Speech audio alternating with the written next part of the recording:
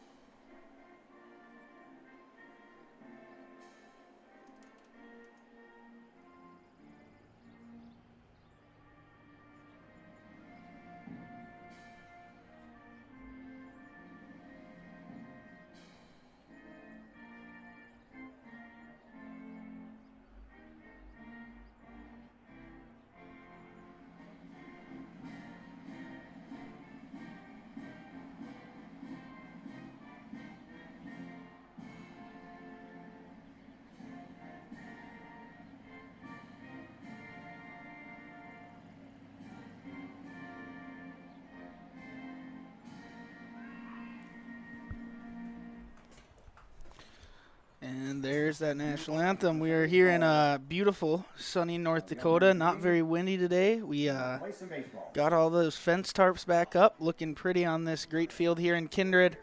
Umps just got here, so we're going to do a little ump meeting quick. I'm Nick Eggman, and I'm going to be assisted alongside for the first time today, Sawyer Rowland. Sawyer, what are you looking forward to today? I'm just looking forward to watching Matt Pearson throw a good game and hope we play all around a good game today. Yes. Both teams here, both good teams here in the East. It's going to be a competitive game. The last time, Sawyer already alluded to it, last time Matt Pearson was on the mound, he threw a no-hitter against the Post 2 teams out there. I think it was the Jets out in Jack Williams. Yeah, I was lucky enough to witness that. I got there halfway through the game, but it was definitely fun to watch, see if he can do it again. Yes, it was. I bet it was fun to watch.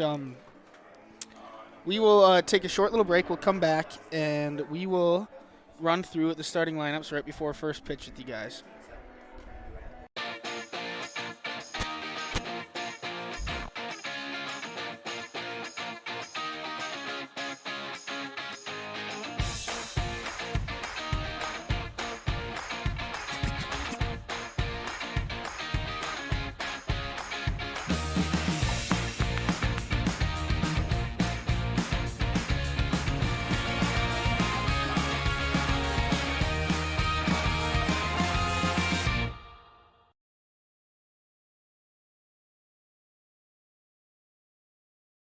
Buying, selling, or leasing commercial real estate or farmland in the Fargo-Moorhead and surrounding area? From office to retail, industrial to multifamily, commercial land to farmland. As the #1 commercial, sales, and leasing brokerage in the FM region, Goldmark Commercial has the experience and skills to handle all of your commercial real estate and farmland needs with the highest levels of customer service and marketing around. Trust the experts at Goldmark Commercial Real Estate to lead your team to success.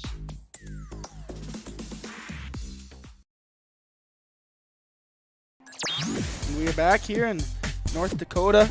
Take a run through the lineups here for Grand Forks Blues. Post 6, we got Gabe Tandy playing catcher. We got Jacob Seen and center, Braden Breivik at short, Connor Knutson at third, and Josh Schreiber at right field, Blaze Woken at second, Landon Lima pitching, and Noah Morkfee at first, and then Jace Mason in left field. And here we are, first pitch of the game by Matt Pearson.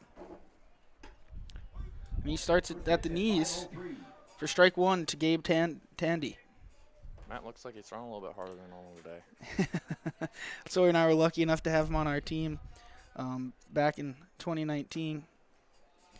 Actually, I'm lucky enough that he was there for the state championship. He came in relief for me. Yes, he did. Yes, he did. He came in, got that, and finished that thing up for you. Yeah, it was a good time. It's 1-1 to Tandy here. Matt Pearson delivers. Fouled it straight back. 1-2 the count. Matt Pearson has a lot of stuff. He pitched for the UND Ball Club up in spring ball. He played a little outfield too, and that team finished third in the spring ball world club ball World Series this last year. Yeah, I've heard only good things about their club ball. Ball 2 by Pearson. 2-2 here. 2-2 count to Tandy, the leadoff guy for Grand Forks Blues.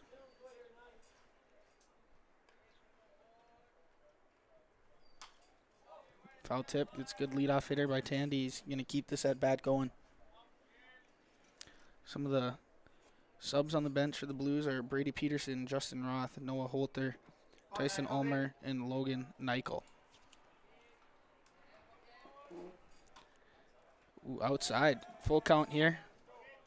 The Blues are coached by Grant Larson and Chase Anderson.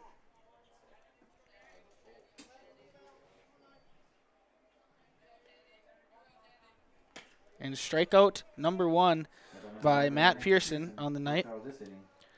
There he goes. Yeah, Buffalo Wild Wings strikeout here. Matt Pearson already has, I think, 28, make that 29 now on the year in his first 13 and a third innings pitched. Yeah, the PA guy over here, I just asked whose record is he trying to go for, Sawyer? That would be mine. 83 strikeouts in one season. So, hey, never thought that one be beat, but it's going to be close. I definitely thought it would last longer than a year or two, but. But Matt Pearson strikes out the 2 batter in the lineup, Jacob Sheen, with start out 0-1. Next pitch is high at the chest, make it 1-1 off speed. Sheen is playing center field today, the number 6.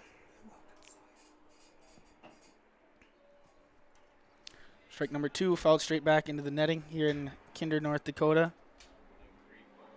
I'm lucky enough, Sawyer, this is my 5th day here commentating on Magnitude Sports for Kindred teams here. Last night was a fun one. We did a couple rookie games. Yeah. Now it's fun to see the little guys get some action in. How did they play? How did Kindred They play? actually played really good. It was 2 one-run games, 13-12, and then I think it was 8-7. The second one ended, and it was very fun to watch those young boys get out and play. Sounds action-packed. Ooh, it was 2-2, and then Matt Pearson hits his first batter of the night. First base runner for the post 6 Blues. Now up to bat is number 4, Braden Breivik, playing shortstop for this Grand Forks Blue team. Checking him out here at first, seeing that ball got him in the arm.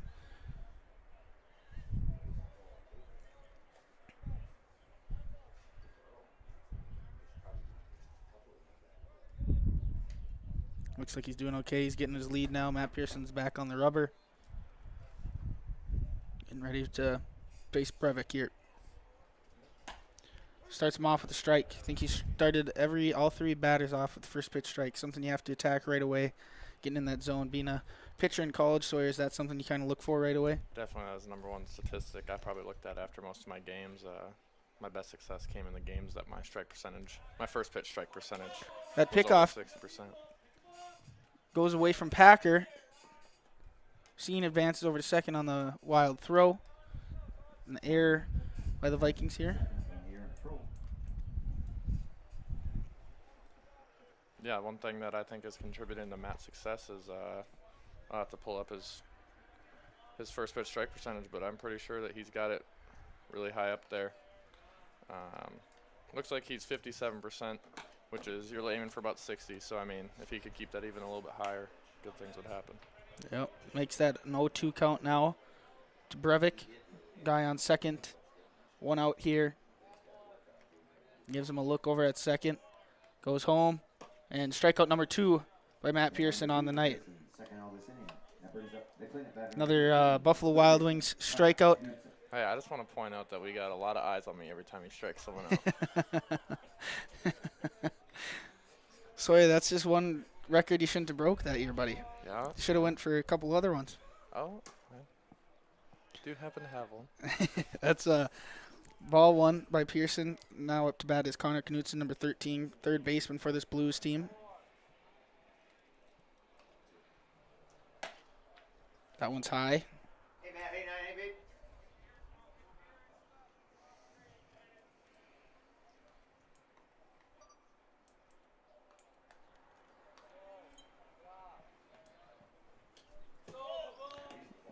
That ball gets past Jeremiah Doctor.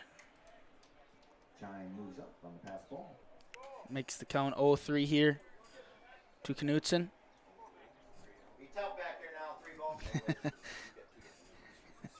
My bad, everyone. It's not really an 0-3. That's 3-0 to Knutson. Yeah. We throw Pearson a little praise about first pitch strikes, and Yeah. he follows up a 3-0 count. Yep, but knowing Pearson, he'll battle back here and makes it a 3-1 count. Guy on third here. Very important not to let any runs up in this first inning. There's ball 4 to Knutson. Brings up number 11.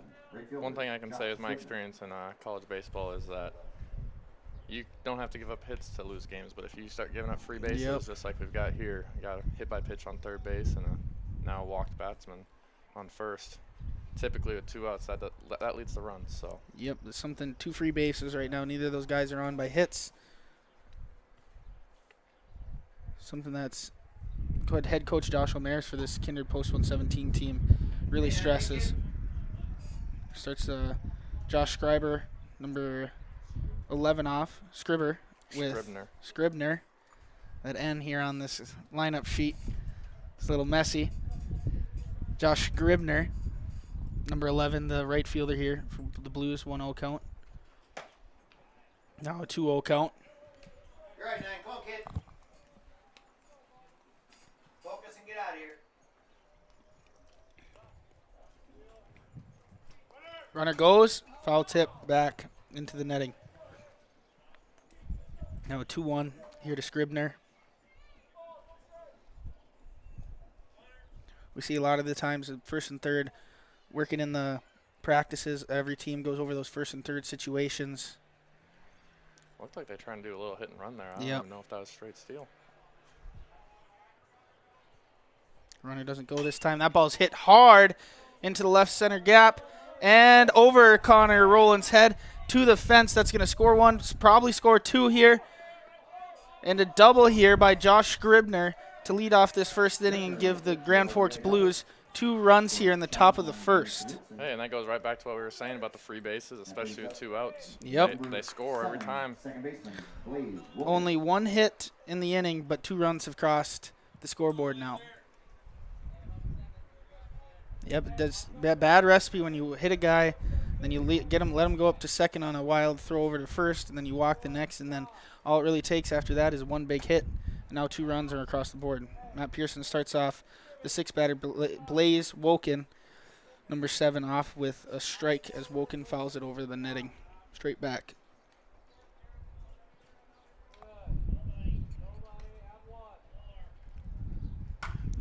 That one's fouled off down the right field line. Matt Pearson's quickly up. 0-2 to Woken here.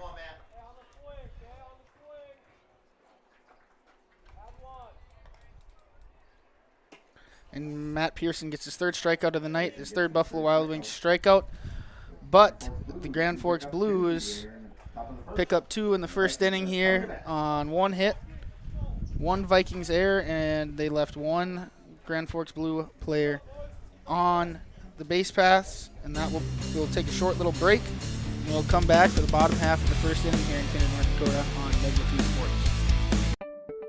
Signorama of Fargo is the trusted, preferred signage vendor of NDSU athletics. The global leader in the sign and graphic industry, Signorama is the way to grow your business. Competitive prices, free consultations and estimates, signage solutions that fit your budget. Signorama is locally owned and committed to community support. Trusted by the Bison, be a championship business with Signorama. Call or go online at sarvalley.com. The Knickerbocker in Hickson, North Dakota is the place for you and your friends to come and enjoy cold drinks, great food, and sports all under a friendly and fun atmosphere. Whether it's the Vikings, Twins, Wild, NDSU Bison, or one of your favorite teams, watch all the games at the Knickerbocker. Open Monday through Friday, 11 a.m. to 2 a.m., and Sunday, 12 noon to 2 a.m. You can find the Knickerbocker at 412 Main Avenue in Hickson, just a 10-minute drive south of Fargo. Take University Drive, head south until you arrive. If you're looking for a bank or insurance agency that offers big bank products and small town service, then Kindred State Bank and Insurance Agency is the way to go. Live in or near the Kindred area? Stop in and chat with a friendly banker or insurance agent about all of the convenient services and features they offer. Kindred State Bank and Insurance Agency are your neighbors who are here to help you grow and develop. Kindred State Bank and Insurance Agency. Member FDIC, Equal Housing Lender. Online at kindredstatebank.com.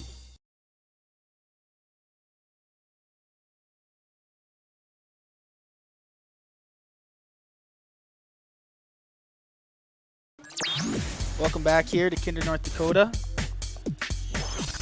Pitcher Landon Lima's just finished up his warm-up pitches, throw down, and now we have Mason Almaris leading off for the Kindred Vikings, number 8, the left fielder here for Kindred. Post 117 Vikings, just as the PA guy just announced. And Lima starts him inside for ball number 1. This guy's got a little funky release.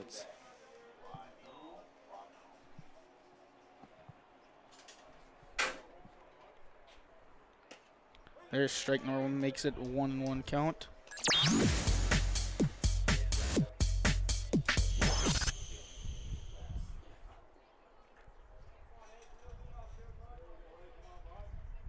That ball is sharply put in play up the middle and through for the Kindred Vikings' first hit of the game. Mason Almaris is now on first base. Now brings up number 9, Matt Pearson, the lefty, on the mound. Up to hit. Something the Vikings struggled with down in that Sioux Falls Dakota Classic tournament that we were just at.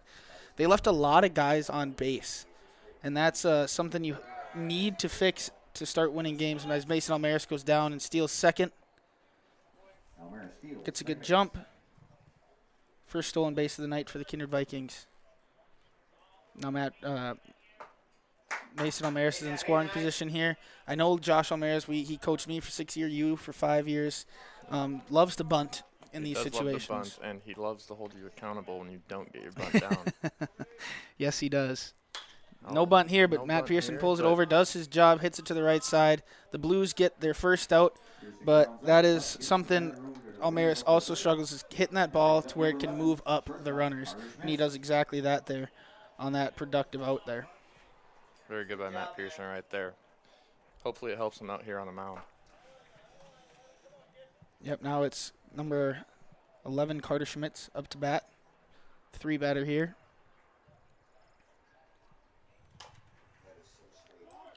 Hey, a swing and bunt works every now and then, huh, Sawyer? Yes, it does. And that'll go down as a hit. It's a very soft hit ball, but hey, goes in a hit as a scoreboard, and he gets an RBI. And Vikings are just like that, are now on the board. It's now 2-1 Grand Forks Blues here in the first inning. Now up to bat is Nick Thompson here, number 24. I hear Nick's committed to Valley City State. I did not know that. Nick is committed to Valley City State. Valley City State, huh? Yes. I believe he committed this spring. So it's big congratulations to him. Hope he has a successful career. Carter Schmidt steals second. First strike, Nick Thompson showed a little fake bunt there, maybe trying to mess up the catcher there on catching the ball and throwing it down. And I guess it was kind of successful. Catcher kind of bobbled it on the transfer. But regardless, Carter Schmidt steals second, and it is now an 0-1 count to Nick Thompson. 1 out here, 1 run scored. Nick Thompson puts it in the ground. This is going to be a tough play by the shortstop. Fields it cleanly, gets it out, and no.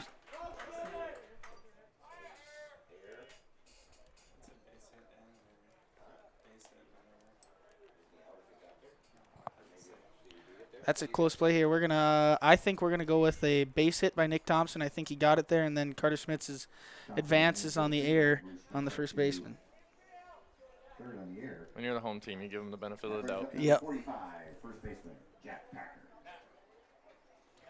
Errors don't help anybody. Now got first and third here. Now up to bat, Jack Packer. First baseman for the Kindred Vikings. Swings through that first one, makes it an 0-1 count.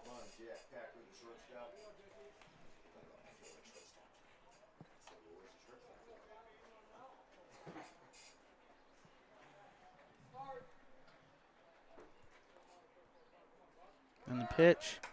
And it hits Jack right in that elbow guard. That one sounded like it didn't feel anything at all. It looked like it hit square on that elbow guard. Well, Jack's a pretty big boy. I'm sure he didn't feel too much there. Yes, he is. Jack is a tear not only on the baseball field, but even a bigger tear on that football field. Don't forget about track. And track, yeah, he can throw that shot put a long ways, and the discus. Two-time state champ, discus and shot put this year. Well, Lucas Klabundy pops one up for the strike number 1. Base is loaded now. Scores 2-1. Blues.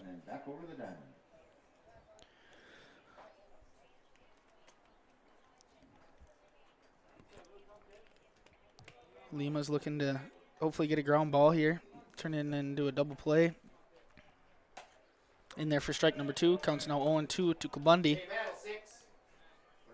Klabundy's now going to have to kind of shorten up that swing, get that ball out and play. Looks like the corners are playing in for the Blues here, but these middle infielders are hopefully going for it. Oh, that ball is roped up into center. Out to the center fielder for a single, and the ball is coming in. And then that only scores 1. Center fielder made a great play, got it into his cut, and held up Nick Thompson at third.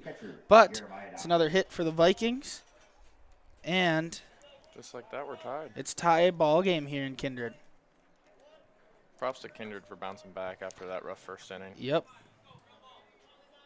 Give up 2 runs and then top of the first. Now they come back and already tie this thing up. Now we see number 3, Jeremiah Doctor, the catcher for the Kindred Vikings. He puts it in play on the first swing, right to the first baseman. And the first baseman decides to take it to first for an out. So that scores a run, and Jeremiah gets an RBI. But now we have 2 outs here. Runners on third and second. Sawyer, there, what are you thinking? You played first every once in a while.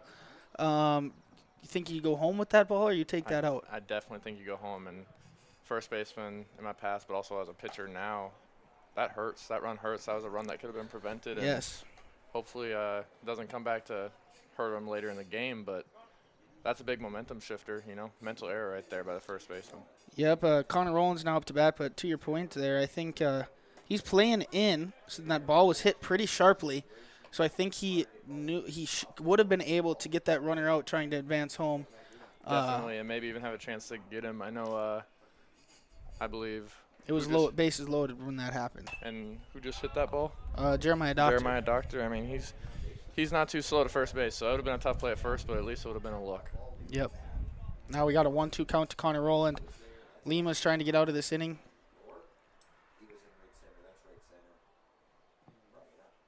See if Connor can bring in these 2 runs here. And it hits him. Connor Rowland reaches base.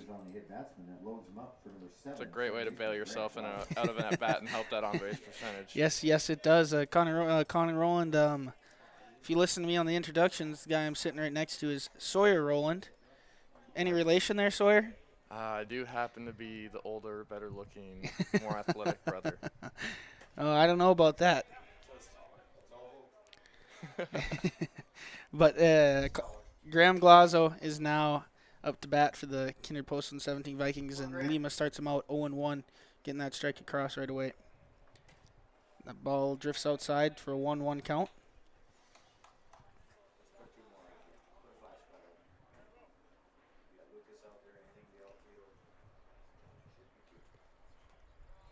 Here comes the 1-1 pitch. Now it's 2-1 to Graham Glazzo here.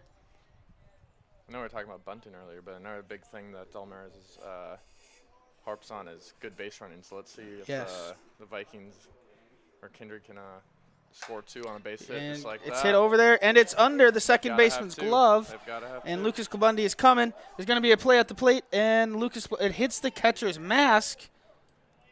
That's just unlucky. I don't think I've ever seen that one before, Sawyer. I never have.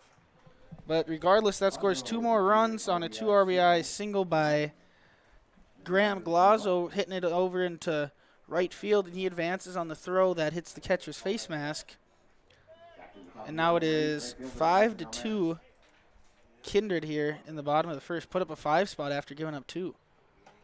See if Mason can keep it going now. Got the order flipped. Yep, brings back up to the top of the lineup with Mason Almaris. Number 8, he started off the game with a single up the middle, right under that second baseman's glove. That ball's hit sharply to the shortstop.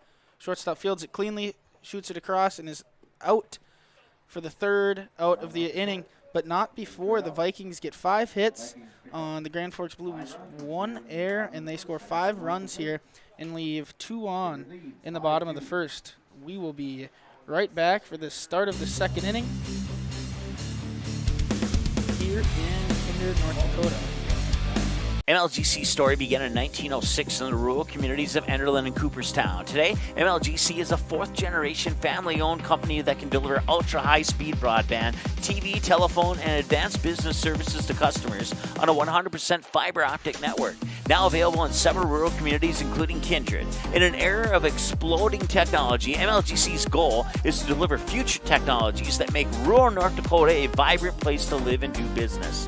Visit them today, MLGC.com. MLGC, moving you at the speed of light.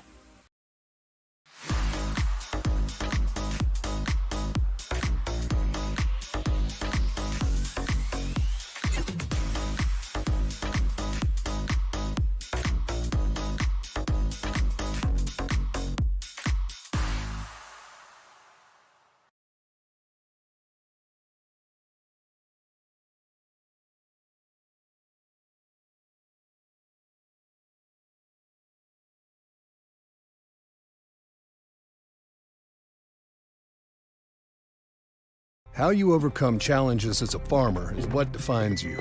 At Mustang Seeds, it's what defines us. This year brought heavy drought, late-season storms, and hail. Now is the time to savor the harvest weather and reap the rewards of the blood, sweat, and tears we've put into our fields. With strong products, proven results, and an untamed spirit, we don't allow any room for failure. Contact Clay Erdman at 701-630-2113. We are back here for the top of the 2nd inning. Up to bat is Landon Lima, Noah Morpke, and Jace Mason. And starts it off. If that stays fair, it's going to be, it drifts foul.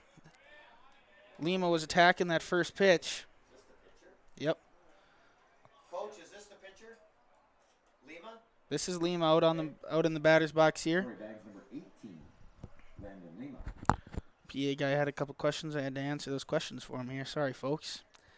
But regardless, that's just a hard hit strike. And now Matt Pearson is up 0-2 here on pitcher versus pitcher battle here.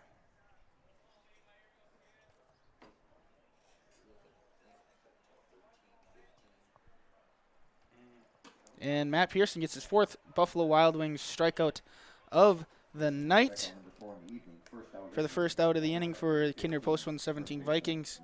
And now up to bat, Noah Morkvee, number 15, playing first base for the Grand Forks Blues. So I know PA announcers have a little magic when it comes to jinxing things. So, I mean, Again, I just want to reiterate the best of luck to Matt Pearson on chasing that record. Oh man, Sawyer, you come up here and you're in here for not even an inning and a half, and you're already wishing bad luck over there on the starting pitcher for Vikings. I said nothing. I wish no bad luck. All good vibes. It's now a 1-1 count to Morkvy. That's something Matt Pearson likes to do. He kind of like you, Sawyer. He likes to get to full counts here. Yep. That ball's put in play. And Graham Glazzo was camped under it, and he gets it for the first out. And Graham Glazzo, they had a good talk. Mason Almaris was coming in, but Graham was under it, and he basically just said, hey, I got this thing. Get away from me. And Vikings get the first out, second out of the inning here in top of the second. Two quick outs here for Matt Pearson. Now up to bat is number 9, Jace Mason, the left fielder. This is an important shutdown inning here. If you can put them away 1, 2, 3, that brings down a lot of the morale going forward. What is a shutdown inning, Sawyer, for the viewers that don't know? A shutdown inning is when you go out there and you score, whether it's 1, 3, 5 runs, doesn't matter. The importance of the shutdown inning is to go out there and just stomp on their throats and kill any chance that they have for a comeback. Aggressive, but yes, it's basically get out there, throw strikes, and get those 3 outs and get back in the dugout as quick as you can. But Matt Pearson does that perfectly for the first 2 outs. Now he falls behind Mason here for 3-0 here to Mason. It's the second time he's gotten the 3-0 count on a 2-out batter. Hopefully it doesn't hurt him like last time. Yep, last time it was a 3-0, got back to strike 1, and then they laced a double. Scribner laced a double to the fence and scored 2. Yeah.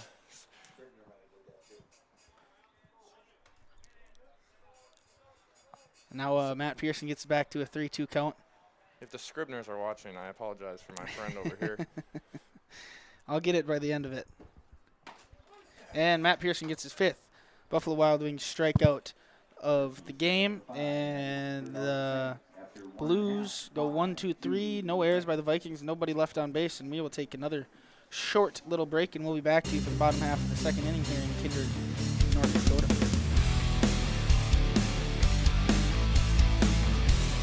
You may already know that at Clothes Mentor, you can shop great designer brands without the full designer price, and that you can bring your gently used items into Clothes Mentor and sell them for cash on the spot.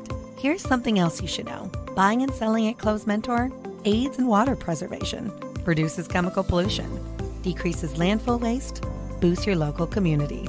That's right, it's resale, and it's better than retail. Be green and kind to the environment by selling your clothing and buying sustainable fashion for yourself.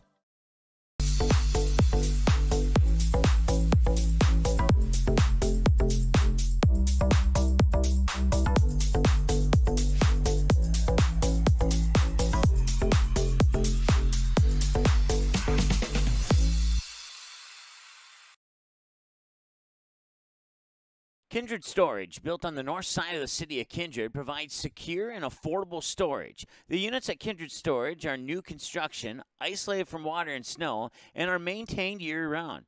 The area is also well lit to ensure easy and safe access to your possessions day or night. Call 701-428-3121 for unit pricing and more information. You can find Kindred Storage located on... We're back here in the bottom half of the second. Pitcher is now up. Matt Pearson here.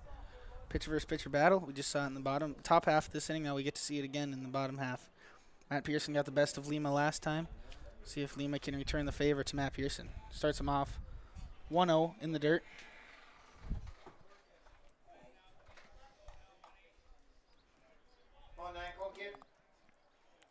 So we just talked about a shutdown inning for the Vikings, that they had that. Now it's kind of like back on the gas pedal here. Yep. Start scoring. Don't keep a good team like the Blues here in contention the whole game. Kind of get back on that gas pedal, start scoring some more runs. Don't just stay at that 5 runs from the first inning and bank on that for the rest of the game. You got to keep going and get as many runs as you can on that scoreboard. Yeah, it's something you see a lot in youth baseball is that they take their foot off the gas pedal, and next thing you know, it's the 5th inning. It's a 2-run ball game, and the opposing team's threatening, and then you end up losing the game. Yep, exactly. It's now a 2-1 count to Matt Pearson. Ooh, must have just missed down low by the home base ump, Andrew Yonke. He happened to actually play with Matt Pearson on that He UND did. club ball team, so maybe we got a little bit of help back there. And ball 4 here. Matt Pearson gets on with a leadoff walk to start the inning. Now is up Carter Schmitz. Number 11, Carter Schmitz reached on that kind of like swing and bunt situation, got an RBI on it. Mason Almaris got that early jump. And so Carter Schmitz is 1 for 1. Well, Schmitz is athletic enough. Maybe he'll actually put the real bunt sign on and see if he can execute here and move the runner over. Yep. We got Jorgen Swenson out there, is that correct? Courtesy runner for Matt Pearson, letting Matt Pearson get out of the heat and cool off here. Out there is Jorgen Swenson, number 2.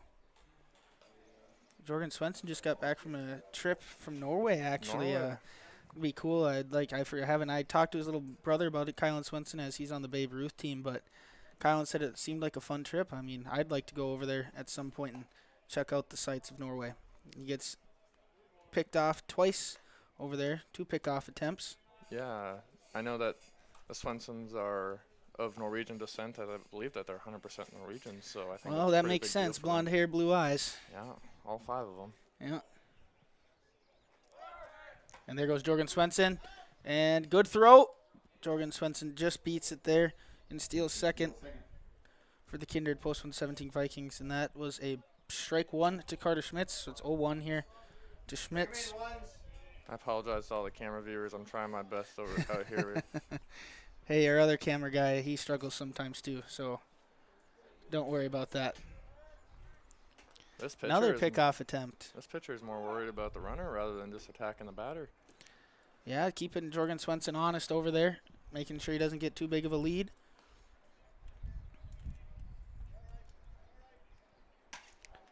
Ooh, must have just missed high to Carter Schmitz. Makes that a 1-1 count here by Lima.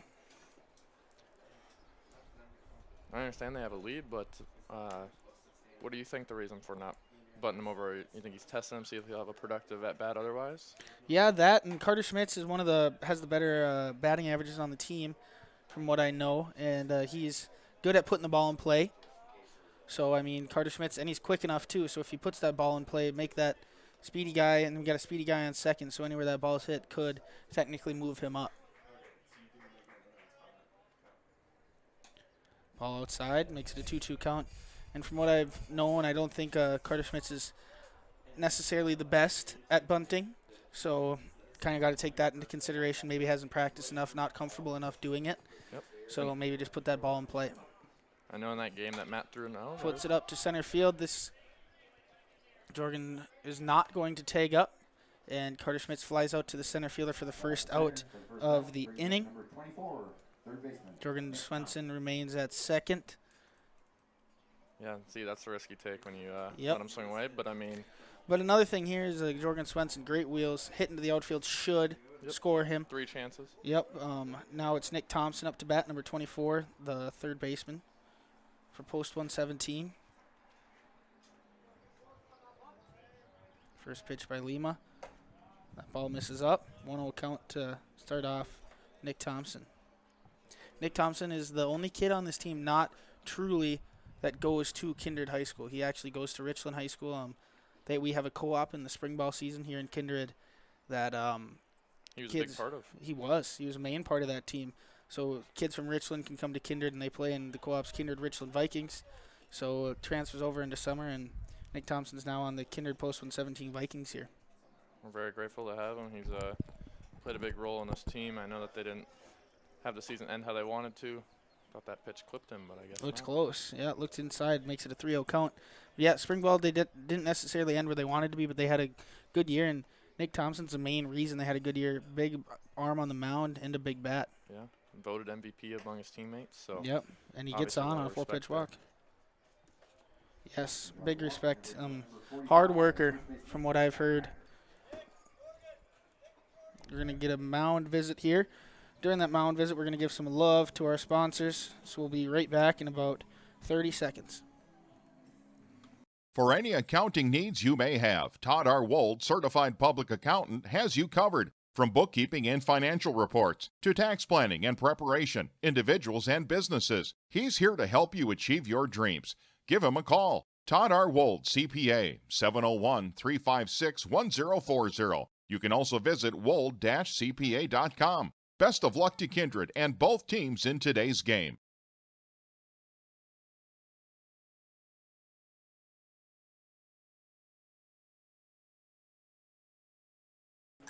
And we are back here in Kindred, North Dakota. What do you think he's saying on that mound there, Sawyer? You've probably been through a couple of coaches coming out there. I have. I believe that he's just trying to take his mind off the situation a little bit, understand that a ground ball is very capable of getting him out of this inning as long as he trusts his defense. So just go right at this guy, let him hit it, see what happens. Yep, Jack Packer now up to bat number 45, first baseman for the Vikings. We already alluded to him. Winning 2 state championships in shot put and discus, another one in football this past year. And there goes Jorgen Swenson to third, and he timed up Lima perfectly and gets into third without a throw. And we know Maris has had a meeting, so we knew that was probably on. That's exactly what he said there. Yep, pitcher's probably coming in. Coach is coming, get him calm down, just get strike one, go after him. Not focus on the runner. Yep. Jack Packer fouls it off. Now it's an 0-2 count here. All really Jack Packer has to do for situational hitting here is get that fly ball deep enough to score Jorgen Swenson here. I think that's his main goal right now. I guess it looks like every infielder is playing back. So a ball hit on the ground should score Jorgen Swenson from third, past the pitcher. I've worked with Jack a little bit. One thing he struggles to do, or tends to do, is pulls his head a lot, but very good 2-strike hitter. Let's see if he can do some damage here. Yep, he'll put the ball in play. Yep, gets to a 1-2 count. I was luxury enough to have Jack Packer for about a third of his summer in Babe Ruth before he rounded first and tore his Achilles. Yeah. So unfortunate That's a tough there. Injury. Yep. Missed that football season. But yeah, that hurts when you only get 4 years too. Yep, but he stuck with it, and he's back out playing baseball. I think it's a sport that he loves and loves being out here. Oh. Looks like that ball hit him in the box. Fouls off another one. That's 3 foul balls here by Jack Packer, keeping this at bat alive.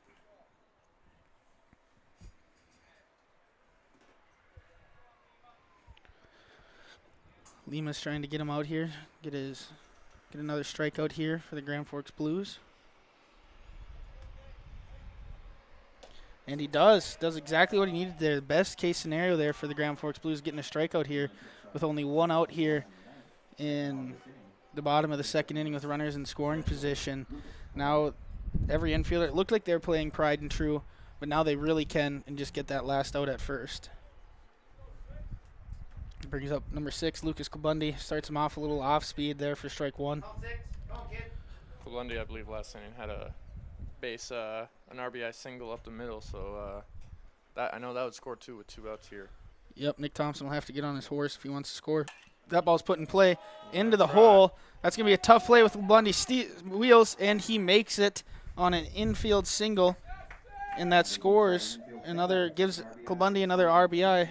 And Jorgen Swenson scores, and it makes it 6-2, post 117. That right there, shortstop did everything right. That's a yes. well-placed and straight hustle out there by Klubundi.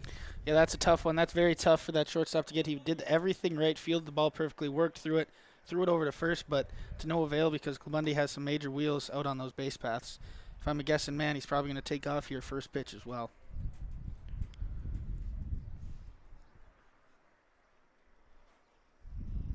And there he goes. No throw by the catcher. And it is a 1-0 count to Jeremiah Doctor, the catcher here. I think this pitch count's getting pretty high. I wonder if they'll have anybody going to the bullpen shortly after this. Yep. Just get strike 1. 1-1 count on the outside corner. Yeah, 50 pitches in 2 innings isn't exactly what you're hoping for when you come out for a start, but ooh, that one went off the plate. And Nick Thompson scores. Ball gets past the pitcher, and Klubundi rounds third, and he is going to take home plate as well on the errant throw by the catcher. And now it makes it an 8-2 ball game. Kindred on the wild pitch and the passed ball.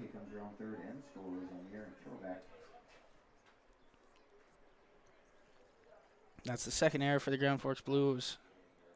As a Blues catcher right there, you probably just got to eat that ball. I know Yep. Thompson necessarily isn't the slightest of feet, but I think he's in there standing up, and you just got to eat that one. Yep, now Jeremiah, he hits one up into center field. Center fielder's coming in. That's a tough route, and it drops for a single. It looks like the center fielder was shading more to right center, and that ball kind of hung up in the air and drifted over into left center, and that was a long run for that center fielder and left fielder, and that ball drops down there for another hit for the Kindred Vikings. That's a great piece of hitting right there by Jeremiah Doctor, and years that I've watched him, all of his well-hit balls are right there to that gap, so great at-bat by him. Yep, putting the ball in play, hopefully finding those gaps, and now he is courtesy ran by Max Opgrad, number 17. And that brings up little brother Connor Rowland, up to the plate here. Yeah, Connor's been doing a little bit better this year in the offensive side of it. Let's see if he can keep it going. Yeah, he has been. His bat's been contributing a lot more, and there's another pickoff moving to first. Max Opgrad is back in safely. Don't quote me, but I believe that he has more hits in the last 3 weeks of summer than he has in his past 3 summers combined. I wasn't going to say it, but everyone up here in the press box knew that, and at least it came from his brother. So, and the count is now 2-0.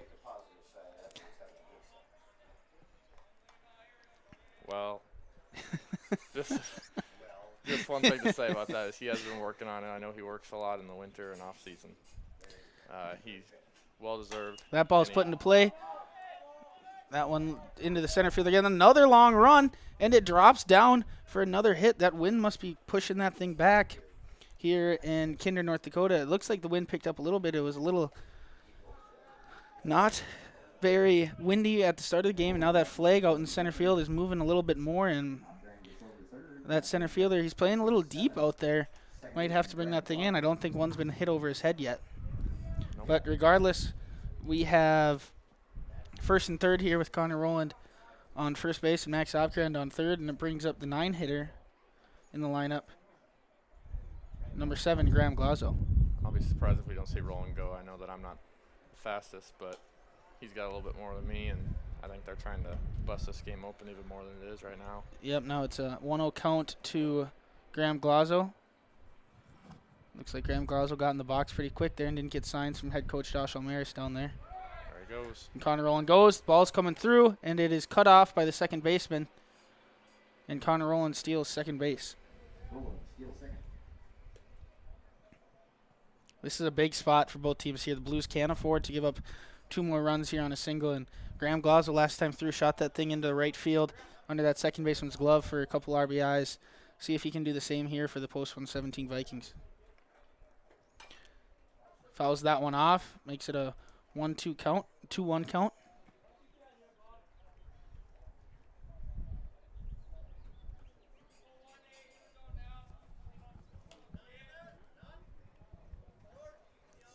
Props to Lima for competing in the zone. Yes. I don't believe that. Just let me double check here.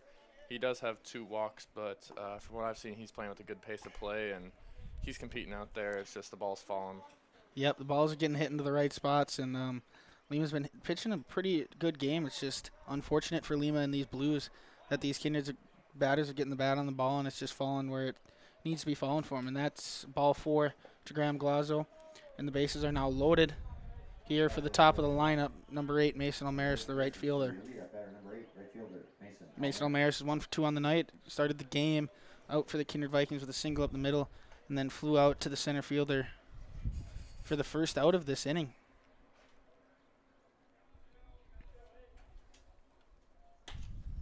And Lima comes across for strike number 1.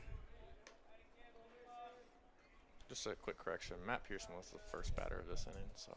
Matt Pearson was? Yes. Yes, Mason Almaris was the last out of the first inning. That's what happened. He flew out to the center fielder. My bad.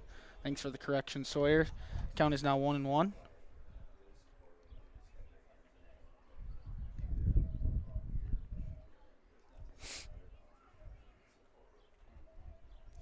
And that ball's high for a 2-1 count. Mason Almaris is the leadoff batter here. He usually likes to see a couple of strikes there, leads it off like a traditional leadoff batter was, but a lot of times he likes to attack that first pitch strike.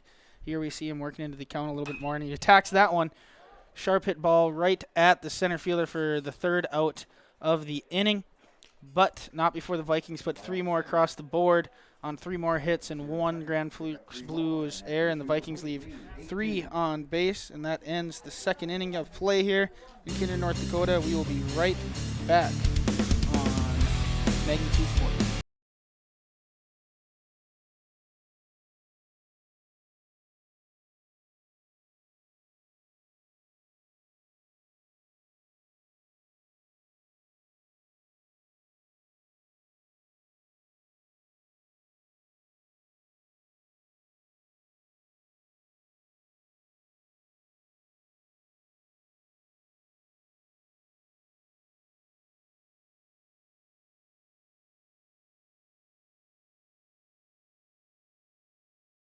Jace Swenson, Senior Associate with Park Company Realtors, will help you find the home you're really looking for in your real estate endeavors. Growing up in Gary, Minnesota, and graduating from NDSU, Jamie has made her home in Kindred, proudly cheering on the home team in blue. Selling or buying? Make that home run call to Jamie at 701-799-1779 or visit connectwithjamie.com to browse new listings and listen to the Realtor Moms podcast.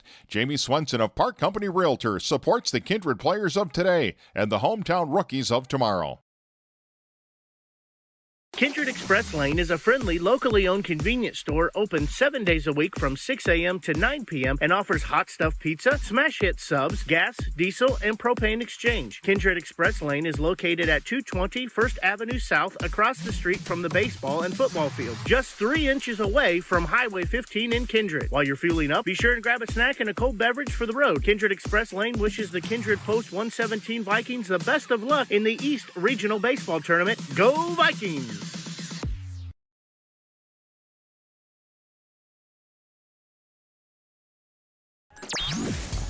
Welcome back here. Just getting back in time. Sorry about that, folks.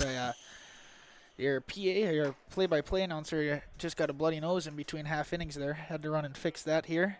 But hey, anything for you guys. I'm not going to leave the stream. As we see Matt Pearson get across the strike zone for strike number 1. And strike 2 here. Matt Pearson, leadoff batter here. Gabe Tandy, the catcher here for the Grand Forks Blues, led off the game, and Matt Pearson started off the game with his first strikeout of the night to Tandy. Worked a full count, worked his way through just like he is now, and fouls it off to stay alive here. Matt Pearson got the better end of the first at bat here between the two. Matt better not go around and strike out too many people. His defense will get lax on him when he needs them. How do you think we felt when you came up and pitched during game, Sawyer?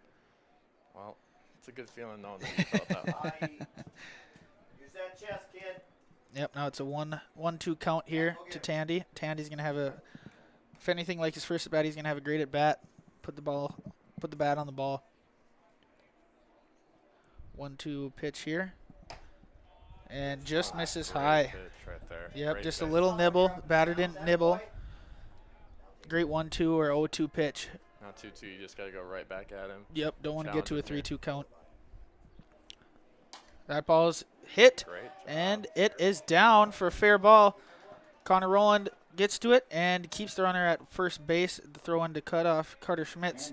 And Tandy, like we said, a great leadoff batter.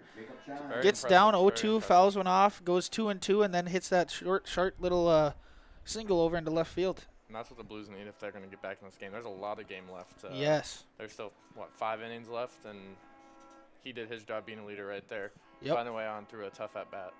Now it's Jacob Seen, number 6, center fielder for the Blues. Last time reached by a hit by pitch.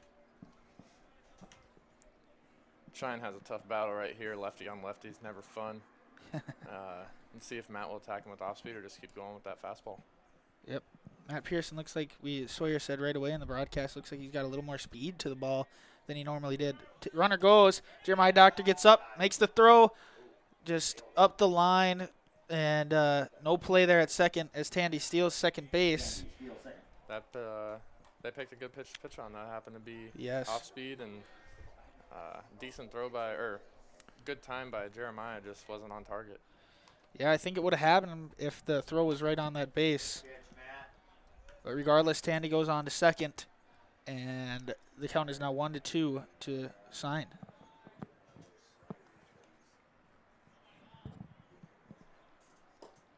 Ball 2. The count is now 2-2. We better give a shout out quick to Dan Nathan watching in Southwest Kindred. We're Dan over. Nathan's on Southwest Kindred, huh? We're out here in Southeast Kindred, and Matt Pearson gets it and doubles him off at second. Holy cow! What a great play by Matt Pearson. That can't happen. I mean, we just talked about how great of a player Tandy's been and being a leader right there, but that's a tough out, and I don't know if they're going to be able to bounce back from that. Yeah, I mean, it's like you said earlier, a lot of game left, but that's when Tandy's kind of got to read that off the bat, knows that's hanging up in the air. He doesn't have to advance the third on that, so if it drops, he can maybe advance on the throw, but he's got to be somewhat close to the base. But Matt Pearson makes a great play and gets that double play, and instinctively enough, after he catches it, he knew right away to go over to second base to try and turn that double play. Starts it off 1-0 to the third batter in the lineup, Braden Breivik. Now 1-1. But yeah, Dan Nathan watching in Southwest Kindred, we can thank him for being able to play on this field right now. Puts a lot of work into this field, makes it how nice it is. Yes, it is. Over here, 24/7, after our practices get done, he gets on that rider and he rides the field and then gets the home plate area ready. And these boys are very thankful to have, should be very thankful to have him here. Ball's put in play. And Carter Schmitz makes the play at second, over to first, and third out of the inning here for the Kindred Vikings. The Grand Forks Blues gets one hit, no Vikings errors, and no runners left on. And after 2.5 innings here in Kindred, North Dakota, the score reads 8-2. Kindred will be back here in a short second.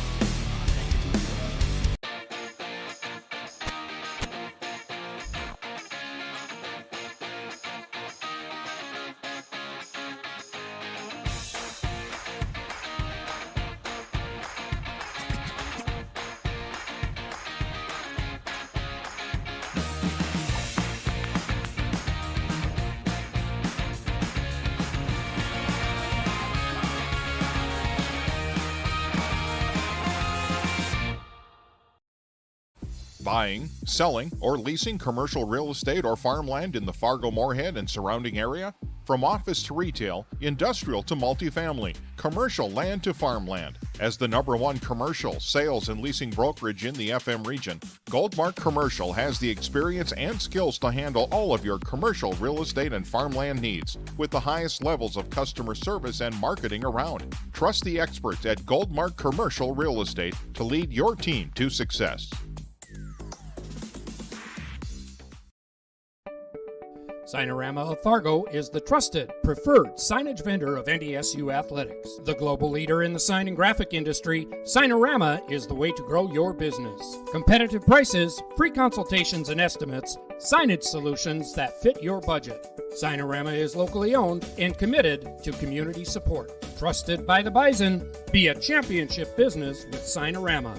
Call or go online at sarvalley.com.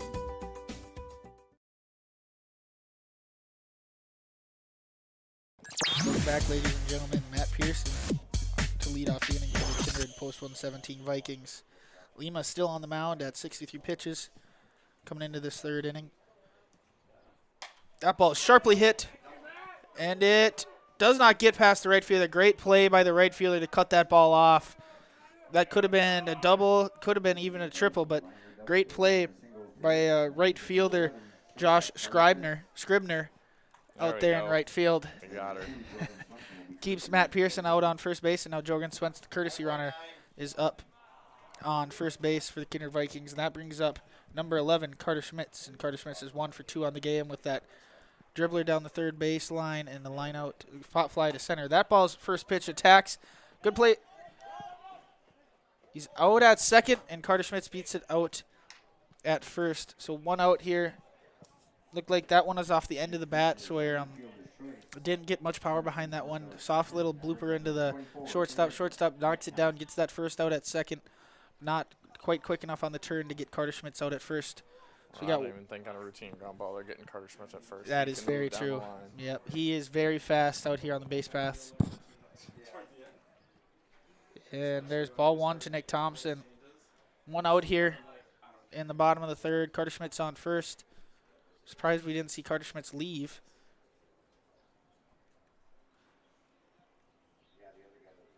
And there he goes. Ball put in play. Gonna be tough, gonna be tough. Scribner comes in, throws it over to first. Uh-oh, looks like it's over his head.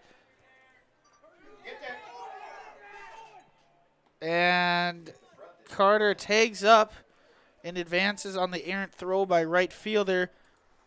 And he gets to second. But Thompson flies out and gets, there's 2 outs now in the bottom of the third. I think Carter Schmitz thought that ball was out of play after it went over the first baseman's head. So he kind of jogged over to second, but it stayed in play. And now at second base, and that brings up number 45, Jack Packer. Lima starts him off 1-0.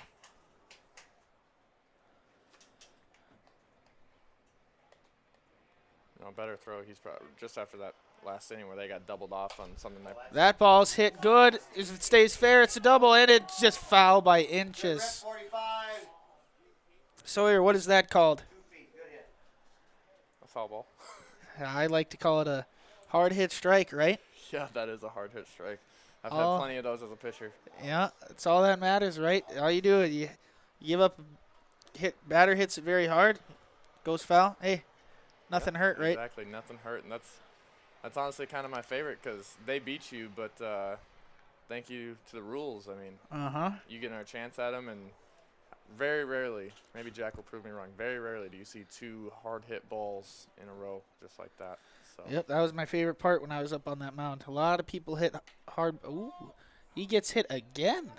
He just threw it off that elbow pad. It reminds me of Adam Mark.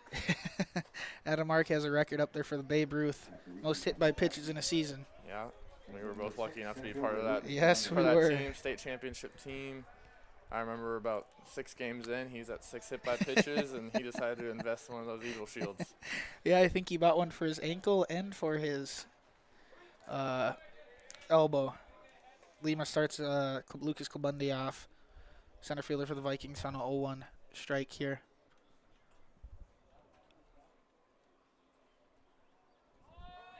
Ball swinging, strike 2. And Carter Schmitz timed up Lima, steals third. I think that wasn't called because Jack Packer's still standing on first here. Definitely wasn't, but that's just great base running right there by Carter Schmitz. Yep. Ball put in play by Klubundi. Over to the second baseman. McLean's at field nicely. And throws it over to first for the 3rd out of the inning. There is no run scored. 2 runners left on base. And no errors on 1 hit by the Kindred Vikings. And the scoreboard still reads 8-2 after 3 innings of play here in Kindred, North Dakota. The Knickerbocker in Hickson, North Dakota is the place for you and your friends to come and enjoy cold drinks, great food, and sports all under a friendly and fun atmosphere. Whether it's the Vikings, Twins, Wild, NDSU Bison, or one of your favorite teams, watch all the games at the Knickerbocker. Open Monday through Friday, 11 a.m. to 2 a.m., and Sunday, 12 noon to 2 a.m. You can find the Knickerbocker at 412 Main Avenue in Hickson, just a 10-minute drive south of Fargo. Take University Drive, head south until you arrive.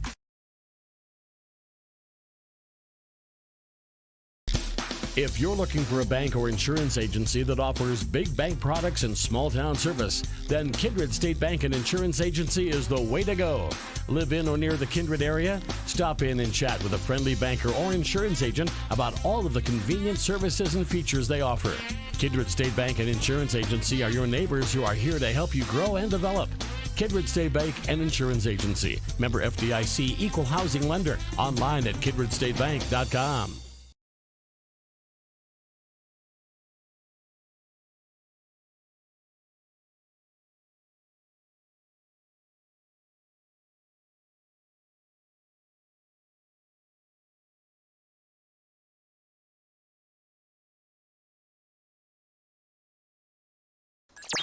And we are back here in the top of the 4th inning with the score 8-2 Kindred Vikings.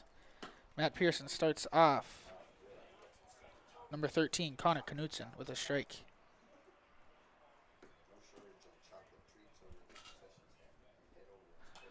And 0-2 here early Really like how Matt's getting ahead here. He's got a good pace of play. I mean, despite 10 runs being scored in this game, we're only an hour and 3 minutes in, so.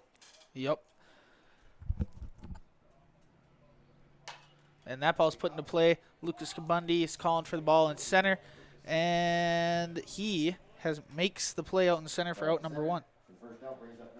Yeah, so this game would already be over if we were fastest game we were ever a part of. Yeah, we were indeed. Was it the last game we ever played? I think it was the last game we ever played. I think it took like an hour and 3 minutes. That is false. It took 57. No. You had hour and 3 prior, but then you got 57. No, I threw 57 pitches. Was it wasn't 57 pitches? And yeah. It was under an hour, though. Not sure, was it? It was under an hour. It was 63 pitches in 57 minutes, or 50. Yeah, well, anyways, it was close to that. But number 11, Josh Scribner, is up to bat for the Grand Forks Blues. And it is now 2-0 as Matt Pearson leaves 2 high.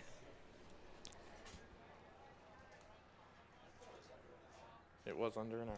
Might have been under an hour. 3-0 to Scribner.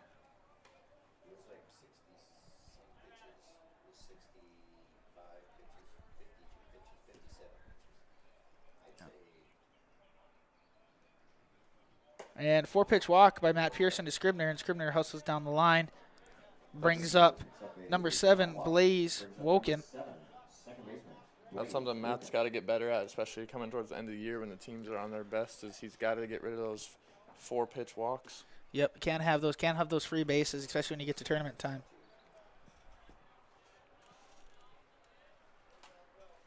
And gets ahead, foul tipped straight back by Woken.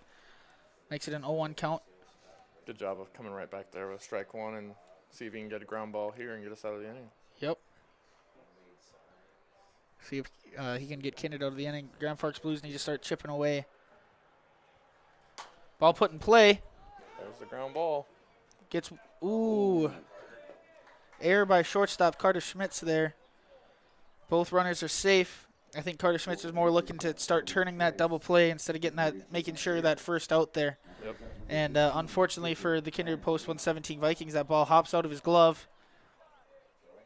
And all the Grand Forks Blues base runners are safe. Now we got runners on first and second, 1 down.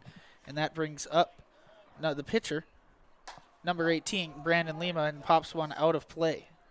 And it smokes the press box. Lima here trying to help his own cause here in the top of the 4th with the 8-2 score.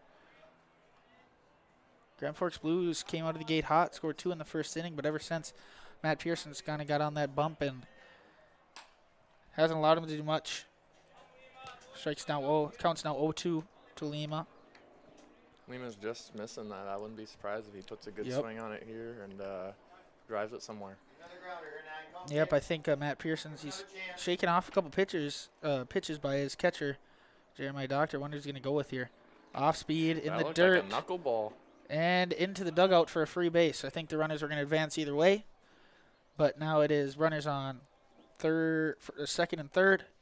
1 down here. Now Lima really just needs to put that ball in play and should get an RBI here. Yeah, ground ball right side or a ball to outfield. I mean, anywhere but the pitcher at third base should score 1 run. Yep. 1-2 count here to Lima. Here's the pitch. Ball in play. That's exactly the second baseman, Graham Glazo. Graham Glazo throws it over to Jack Packer for the second out of the inning, but not before Lima picks up an RBI here. Has the Blues right there. I mean, obviously in this game, that run doesn't necessarily mean a ton, but it's better than nothing. But that's a great execution on his part, and that's something that can help later on in the season. Yes, exactly. He does exactly what is asked of him there, getting that run in. And that ball's sharply hit down the right field line for strike number 1 to number 15, Noah Morkvee. 0-1 count now to Morkvee. Matt Pearson looks in for his pitch, gets it, comes set. Now to the plate, and off speed low. Morkvee lays off of it. That looked like a good pitch, but even better discipline by Morkvee at the plate. Puts it in play, up the middle, Graham Glazzo fields it again, over to Jack Packer again for the 3rd out of the inning, but not before the Grand Forks Blues pick up 1 run on 1 hit and 1 Vikings errors, and they leave 1 on base here in the top half of the 4th, excuse me. And we'll be right back on Magnitude Sports after this quick break by our sponsor. MLGC story began in 1906 in the rural communities of Enderlin and Cooperstown. Today, MLGC is a 4th-generation family-owned company that can deliver ultra-high-speed broadband, TV, telephone, and advanced business services to customers on a 100% fiber optic network. Now available in several rural communities, including Kindred. In an era of exploding technology, MLGC's goal is to deliver future technologies that make rural North Dakota a vibrant place to live and do business. Visit them today, MLGC.com. MLGC, moving you at the speed of light.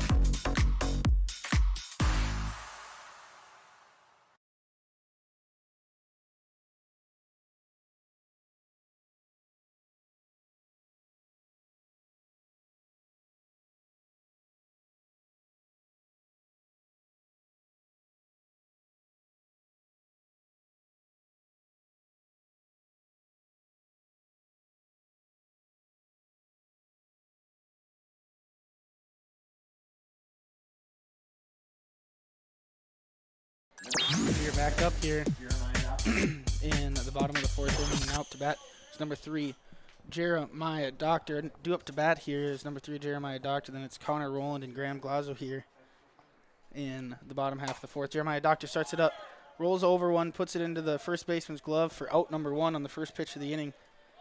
Good play by the first baseman. Throws that ball around, and Lima starts off the bottom half of the 4th after getting one back perfectly. 1 pitch, 1 out. For Lehman, that's what we need, or that's what he needs right now is a quick inning, just scored a run, goes back to that shutdown. I know that they're down, but shutdown innings apply all the way through the game. Yes, exactly. Needs to get out, and he gets perfect 1 pitch, 1 out. Could be 2 pitch, 2 outs. Shortstop, going to be a tough play, gets it out of his glove, and that's over the head, and Connor Rowland elects to stay at first instead of rounding going to second. I do believe that he missed the base right there. That's he did, he huh? Ran back. I watched him. He had a look on his face like, oh boy, I better get back. Okay. Well, maybe that's why he ran back. It looked like Jordan had assistant coach Jordan Latowski was telling him to go to second. Yep. But maybe Good Connor knew it. But maybe Connor knew it and knew he didn't touch and realized, hey, I better not even risk this and just stay at first here. Very smart play right there. And that brings up number 7, second baseman Graham Glazzo here, as Connor Rowland is on first base on the air by the shortstop. And Connor Rowland is going to reach. Looks like it doesn't matter. He got there anyways. On a wild pitch by Lima, waiting for the PA guy to make that decision. I believe that did go behind Graham Glazzo. Did it go behind? I believe it did. Oh, I thought it just missed him inside. Graham Glazzo puts it in play. Good play by the shortstop to save a run there. Doesn't let that ball go into the outfield. Doesn't get Graham Glazzo out at first, but that's a hit by Graham Glazzo. Shortstop Braden Breivik makes a great play. That saves a run there for the Grand Forks Blues. Now they're just a one sharply hit ball up to the middle infielders to get. Now batting is number 17, Max Opbrand. For Mason, it should be. Yeah. For the Grand Forks Blues to get a double play and get out of this inning without any damage. But now we have a pinch hitter in for Mason Almaris. The right fielder is Max Opgrand. We've seen him courtesy run here for Jeremiah Doctor. Graham Glazzo goes first pitch, and he is going to be in there safe. No throw by the catcher. And it is 1-0 count to Max Opgrand. I'm not sure if Mason Almaris is pitching the second game, but maybe give him a little break. And Max Opgrand swings through that one for strike 1. Also, another thing is I think that they're trying to get everybody work. I know that we got, what do we have, 11 guys on the roster? 11 guys on the roster, 11 guys, you know. You need all 11 to win a championship, so got to get everybody work. Puts it in play. And the error by the third baseman will advance. That's lucky for Graham Glosel because he was yes, running on a ground ball right in front of him. Luckily, the lip here gave him some forgiveness. Yep. Looks like he kind of got a little flat-footed out at third, came up and just ate him up a little bit there, and advanced the runners, scoring 1 run. Now we got first and third here with 1 out. Brings up number 9, Matt Pearson. Yeah, we can even hear that. I don't know if you guys heard that through the stream, but head coach Josh O'Maris is just saying, do a job here, do a job. He's going to have to book it over to first if he wants to do that job. 1 out at second. That scores a run. But second out here on the fielder's choice by Matt Pearson. Now the score reads 10-3. And brings on Jorgen Swenson into pinch courtesy run for Matt Pearson again.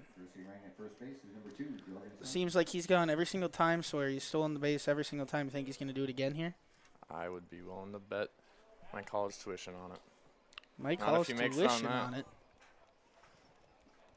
That's another pickoff. He's been having to dive back a lot tonight. Good old Jen Swenson is going to have to be washing those pants tonight. Yeah, shout out to Jen. She does a lot for Kindred Baseball. I know she helped me a lot getting set up for the season. Yes. She helps a lot with these coaches with the new website we have. There goes Jorgen Swenson, and he is there and steals another base on the night for this Kindred team.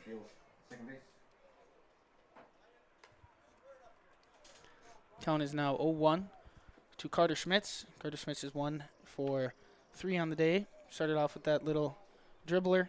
Fly out to center field, and then fielder's choice hits that one hard into the left center gap, and that one is through, not quite to the fence, and Carter Schmitz will have a stand-up double with an RBI. RBI double by Schmitz. Score Swenson.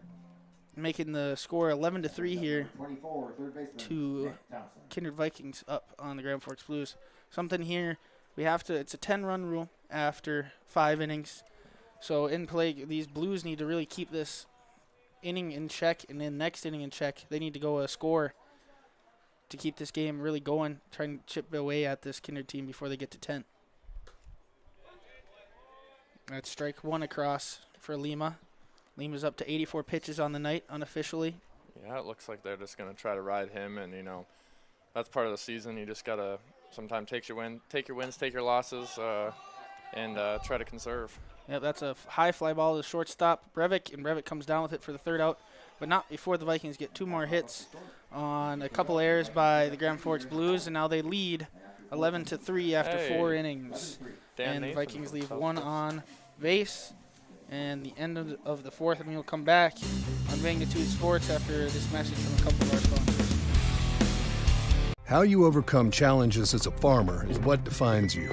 At Mustang Seeds, it's what defines us. This year brought heavy drought, late-season storms, and hail. Now is the time to savor the harvest weather and reap the rewards of the blood, sweat, and tears we've put into our fields. With strong products, proven results, and an untamed spirit, we don't allow any room for failure. Contact Clay Erdman at 701-630-2113 or visit mustangseeds.com today. You may already know that at Close Mentor, you can shop great designer brands without the full designer price, and that you can bring your gently used items into Close Mentor and sell them for cash on the spot. Here's something else you should know. Buying and selling at Close Mentor aids in water preservation, reduces chemical pollution, decreases landfill waste, boosts your local community. That's right, it's resale, and it's better than retail. Be green and kind to the environment by selling your clothing and buying sustainable fashion for yourself.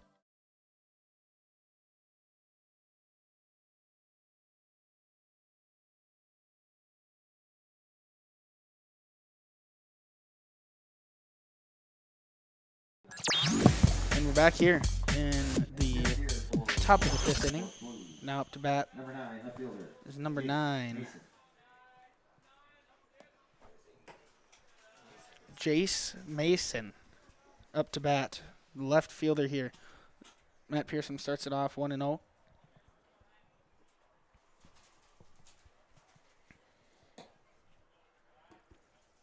Good leave there by Jace.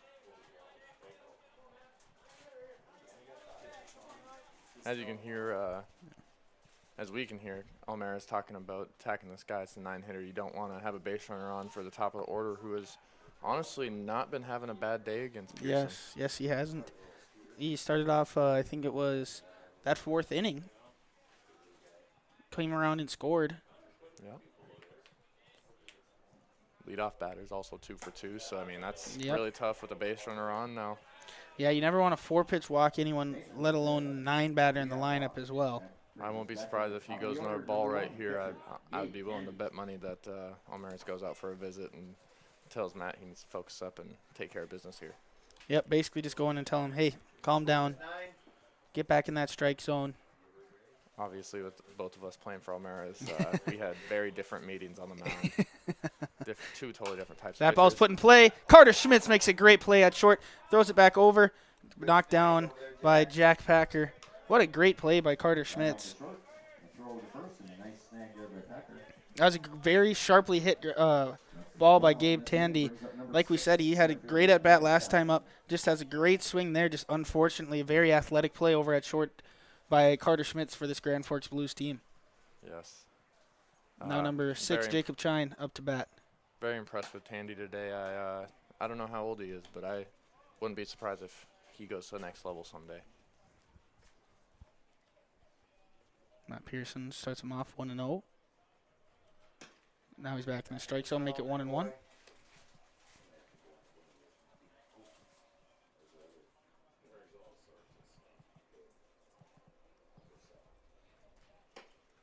Make that 1-2 now to Chine.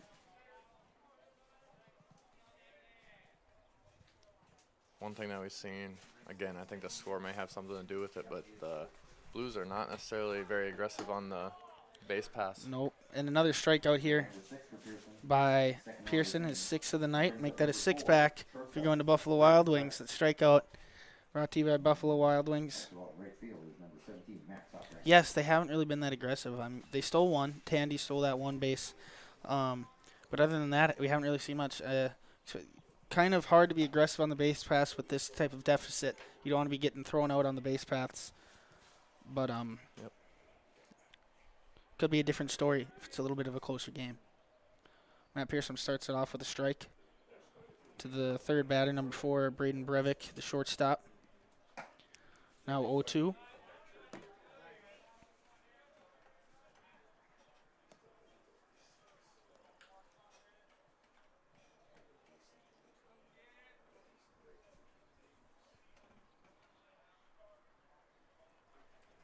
And outside and high for ball 1. 1-2 count here to Breivik. Mason over on first is kind of keeping that lead a little smaller. Not really a big lead. Matt Pearson isn't really looking over there to try and pick him off. That ball's hitting. Graham Glazzo calls it. Graham Glazzo takes it for the 3rd out of the inning. No Grand Forks Blues hits. No errors by the Vikings. And 1 left on base. After the top half of the 5th inning, the score reads 11-3. We'll be back shortly. Kindred Storage, built on the north side of the city of Kindred, provides secure and affordable storage. The units at Kindred Storage are new construction, isolated from water and snow, and are maintained year-round. The area is also well lit to ensure easy and safe access to your possessions day or night. Call 701-428-3121 for unit pricing and more information. You can find Kindred Storage located on the north side of the airport in Kindred. For any accounting needs you may have, Todd R. Wold, Certified Public Accountant, has you covered. From bookkeeping and financial reports to tax planning and preparation, individuals and businesses, he's here to help you achieve your dreams. Give him a call. Todd R. Wold, CPA, 701-356-1040. You can also visit wold-cpa.com. Best of luck to Kindred and both teams in today's game. Kindred Express Lane is a friendly, locally owned convenience store open 7 days a week from 6 a.m. to 9 p.m. and offers hot stuff pizza, smash hit subs, gas, diesel, and propane exchange. Kindred Express Lane is located at 220 First Avenue South across the street from the baseball and football field, just 3 inches away from Highway 15 in Kindred. While you're fueling up, be sure and grab a snack and a cold beverage for the road. Kindred Express Lane wishes the Kindred Post 117 Vikings the best of luck in the East Regional Baseball Tournament. Go Vikings!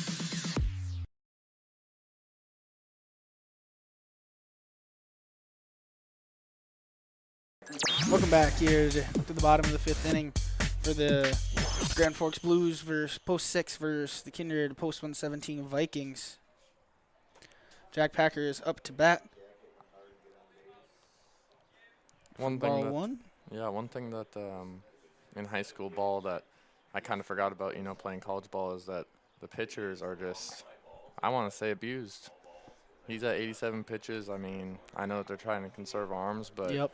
I don't think he needs to be out there putting any more stress on his arms. He's had a lot of stressful innings, and it doesn't look like it's going in the right direction right now. Yeah, I mean, you're out there. I know the thing the schedule works for Class A Legion is you go and you're playing 2 double headers on any given night. That's sharply hit into left field down for a hit by Packer. But to my point, it's they kind of have to try and save those pitchers because they're playing 4 or 6 counters a week. Yep. So you kind of have to try and save those pitchers. Unfortunate for Lima, he's staying out there right now, but you kind of have to try and save and conserve those arms. Yep, and obviously in college we have a lot more than 5 or 6 guys. We got probably about 20 pitchers, Yep. And on that wild pitch or pass ball, as the PA guy is going with, Jack Packer moves up to second and starts off the count to Lucas Bundy at 1-0. So, Nick, you've been keeping up with the College World Series? I have. My 2 teams that I said were going to make it are in the Final Four, Ole Miss and Oklahoma. Yeah, I've been cheering for Ole Miss. I've been a big Ole Miss fan and hope to see their hard work pay off. Yeah, it seems like they're always close. Lucas Bundy grounds one into the second baseman, fields it, gets past, and goes and hits the cement in this dugout for the Kindred Vikings, and that is a dead ball. So runner advances up. Packer was already at third, so he scores, and now the game-winning run is on second base here, as it is a 10-run rule after 5 innings. So Lucas Bundy scores, and this game will end. Unfortunate to see. We had just looked at the stat line. Lima's only given up 4 earned runs tonight. So he's pitching a good game. But his Grand Forks Blues team has 6 errors on the night. It's tough to win with, I'd say, anything more than 4 errors. It's tough to win a ball game. Yep. Obviously, you don't want any errors, but once you get too many, damage is done. Yep. 1-1 count here to Jeremiah Doctor last time at bat. He rolled one over to the first baseman. That one is hit sharply. Very high fly ball over into the right fielder. Right fielder falls down, and the ball drops. And Lucas Bundy, it looked like he was tagging up. So he was standing on second base, and he only gets to third on that double by Jeremiah Doctor. In the grand scheme of things, that's smart by Bundy. Obviously he is the game-winning run, so you don't want to get cut off there. Yep, I think that one counts as a hit as the outfielder did not touch the ball. Well, look who is up to get the possibility for the walk-off. Happens to be my brother. Yeah, Connor rolling up to bat now. All you has to do is, looks like the infielder's playing in. They know the situation out on the runner on third base, and he does his job. I'm not sure if this one's going to be deep enough. And the ball drops in the outfield, and the game-winning run is going to cross the plate as the Vikings are going to win 13-3 here. And Kindred on this first game of the night. We are going to take a short little break. We're going to talk off air on who we think the runnings player of the game is in this first game and the MLGC moment of the game. We will be back shortly for this post game. See you in about 1 minute. Jace Mason, Senior Associate with Park Company Realtors, will help you find the home you're really looking for in your real estate endeavors. Growing up in Gary, Minnesota, and graduating from NDSU, Jamie has made her home in Kindred, proudly cheering on the home team in blue. Selling or buying? Make that home run call to Jamie at 701-799-1779 or visit connectwithjamie.com to browse new listings and listen to the Realtor Moms podcast. Jace Swenson of Park Company Realtors supports the Kindred players of today and the hometown rookies of tomorrow.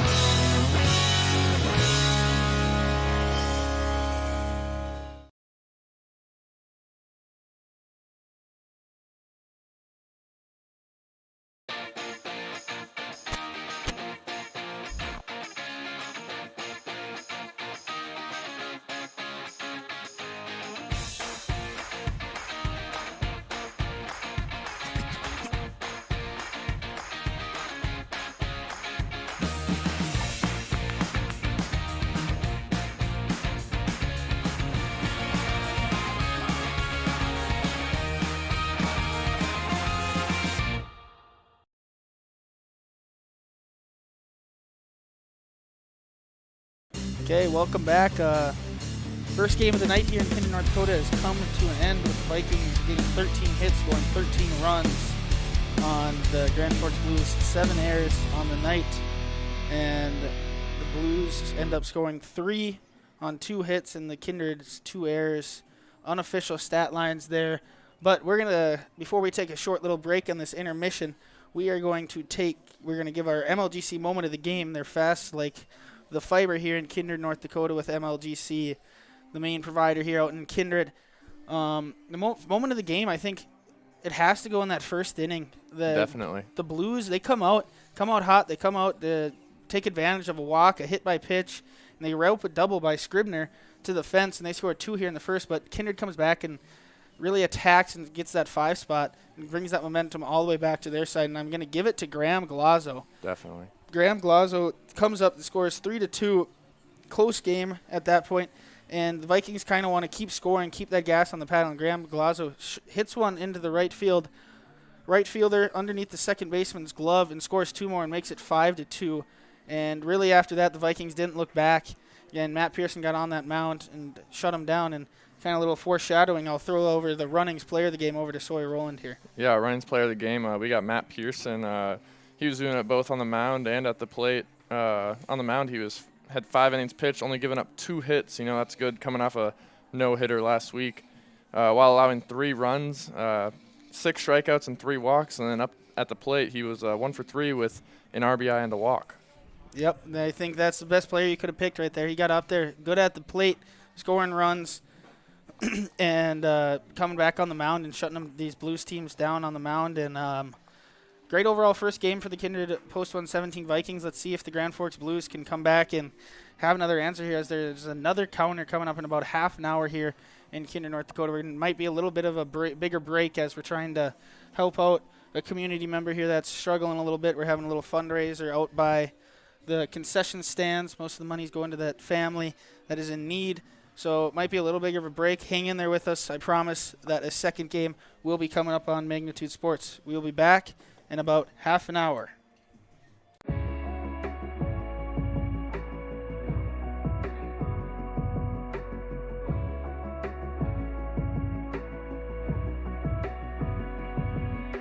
Don't go anywhere.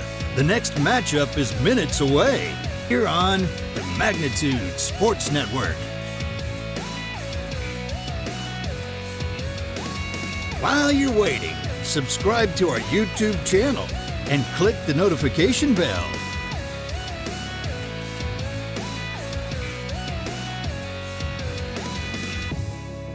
If you've enjoyed this broadcast, scan the QR code with your mobile device to give a one-time donation or visit magnitudesn.com for our mailing address. You can also consider a monthly financial gift by clicking the Join button.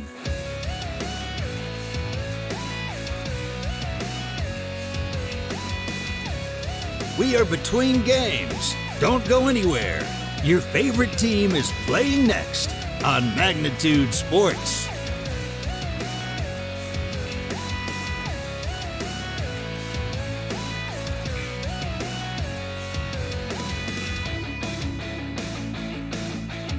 Don't go anywhere.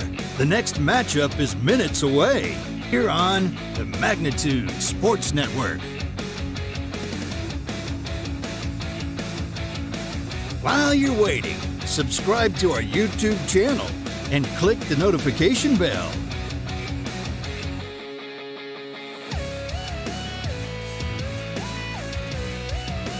If you've enjoyed this broadcast, scan the QR code with your mobile device to give a one-time donation or visit magnitudesn.com for our mailing address. You can also consider a monthly financial gift by clicking the Join button.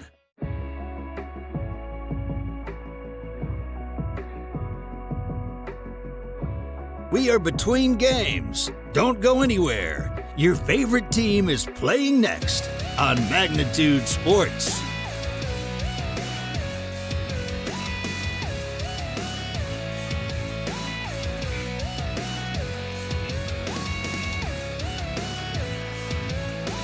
Don't go anywhere. The next matchup is minutes away here on the Magnitude Sports Network. While you're waiting, subscribe to our YouTube channel and click the notification bell.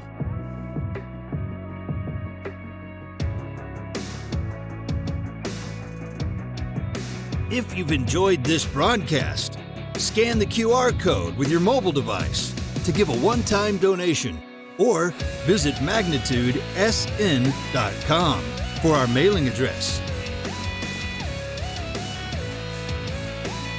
You can also consider a monthly financial gift by clicking the Join button.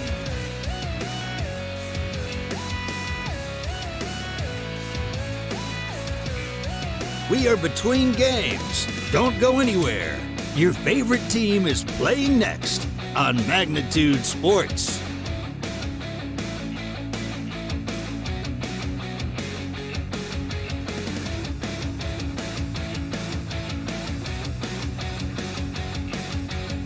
Don't go anywhere.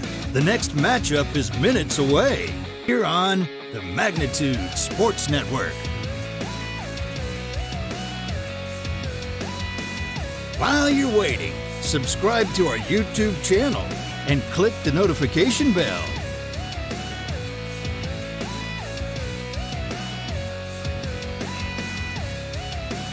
If you've enjoyed this broadcast, scan the QR code with your mobile device to give a one-time donation or visit magnitudesn.com for our mailing address.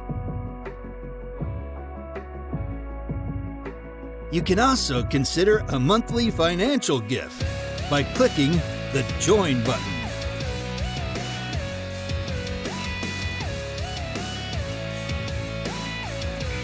We are between games. Don't go anywhere. Your favorite team is playing next on Magnitude Sports.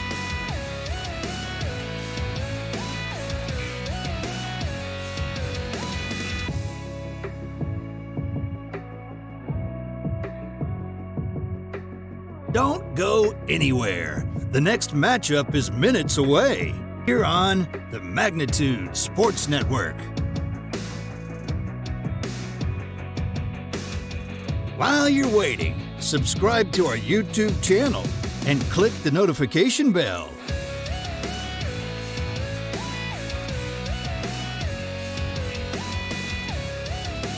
If you've enjoyed this broadcast, scan the QR code with your mobile device to give a one-time donation or visit magnitudesn.com for our mailing address. You can also consider a monthly financial gift by clicking the Join button.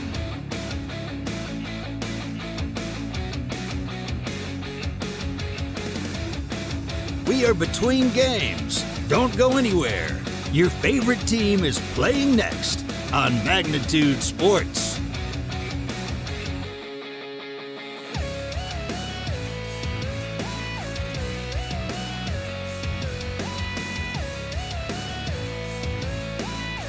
Don't go anywhere. The next matchup is minutes away here on the Magnitude Sports Network.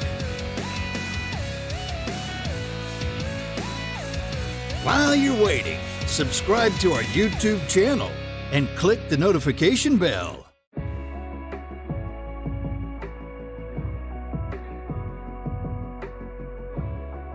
If you've enjoyed this broadcast, scan the QR code with your mobile device to give a one-time donation or visit magnitudesn.com for our mailing address.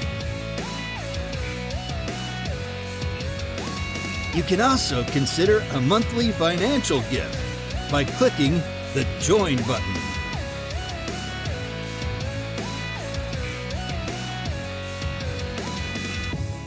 We are between games. Don't go anywhere. Your favorite team is playing next on Magnitude Sports.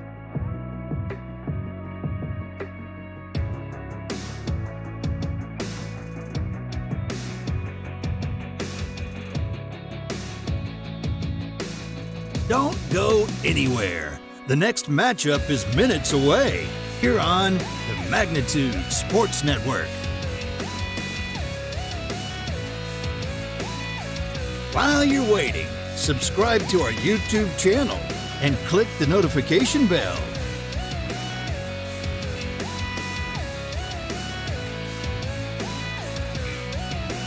If you've enjoyed this broadcast, scan the QR code with your mobile device to give a one-time donation or visit magnitudesn.com for our mailing address.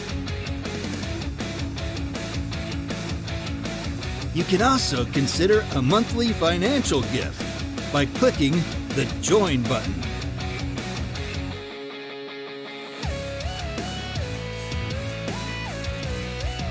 We are between games. Don't go anywhere. Your favorite team is playing next on Magnitude Sports.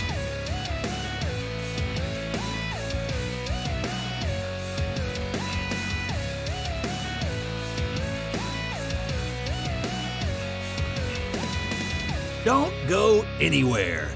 The next matchup is minutes away here on the Magnitude Sports Network. While you're waiting, subscribe to our YouTube channel and click the notification bell.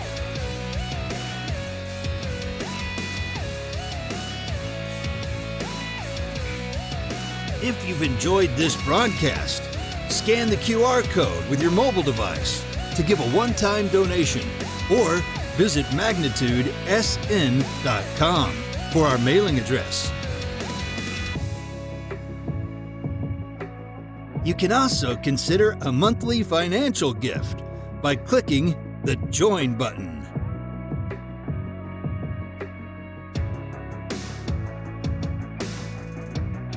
We are between games. Don't go anywhere. Your favorite team is playing next on Magnitude Sports.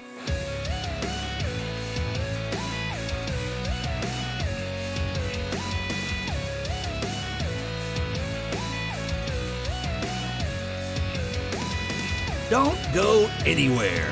The next matchup is minutes away here on the Magnitude Sports Network.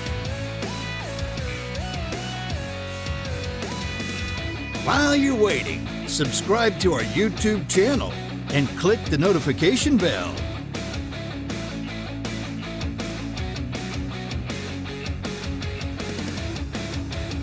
If you've enjoyed this broadcast, Scan the QR code with your mobile device to give a one-time donation or visit magnitudesn.com for our mailing address. You can also consider a monthly financial gift by clicking the Join button.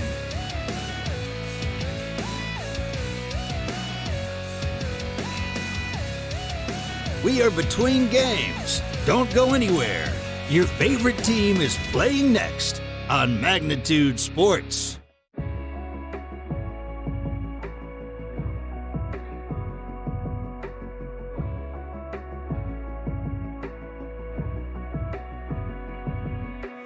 Don't go anywhere.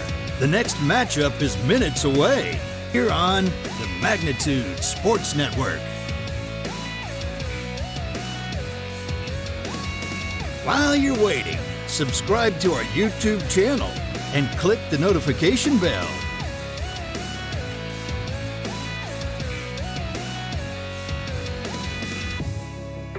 If you've enjoyed this broadcast, scan the QR code with your mobile device to give a one-time donation or visit magnitudesn.com for our mailing address. You can also consider a monthly financial gift by clicking the Join button.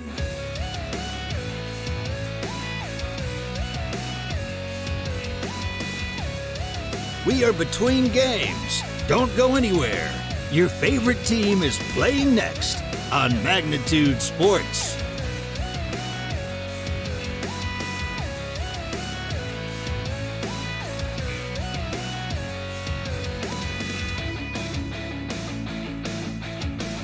Don't go anywhere. The next matchup is minutes away here on the Magnitude Sports Network. While you're waiting, subscribe to our YouTube channel and click the notification bell.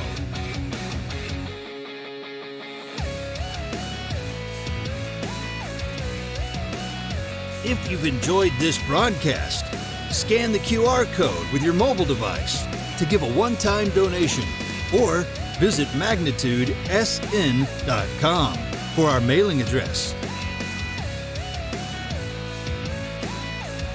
You can also consider a monthly financial gift by clicking the Join button.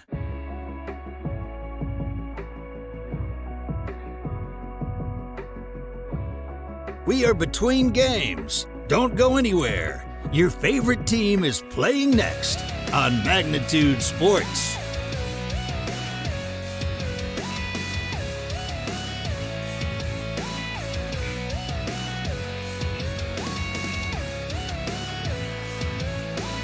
Don't go anywhere.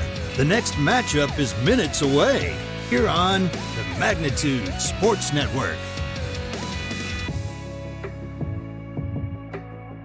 While you're waiting, subscribe to our YouTube channel and click the notification bell.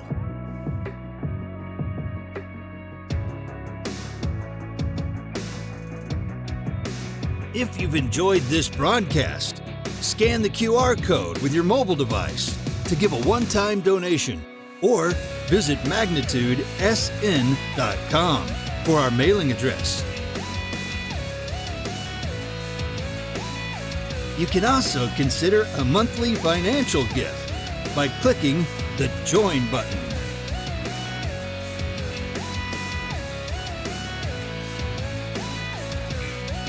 We are between games. Don't go anywhere. Your favorite team is playing next on Magnitude Sports.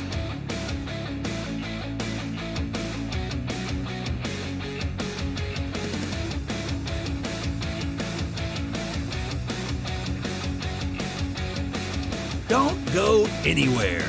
The next matchup is minutes away here on the Magnitude Sports Network.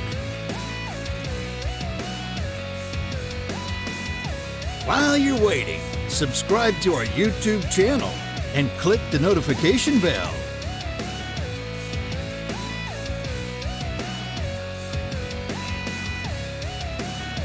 If you've enjoyed this broadcast, scan the QR code with your mobile device to give a one-time donation or visit magnitudesn.com for our mailing address.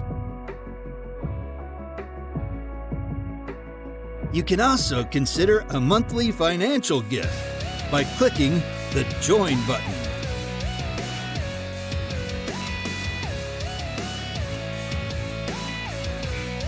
We are between games. Don't go anywhere. Your favorite team is playing next on Magnitude Sports.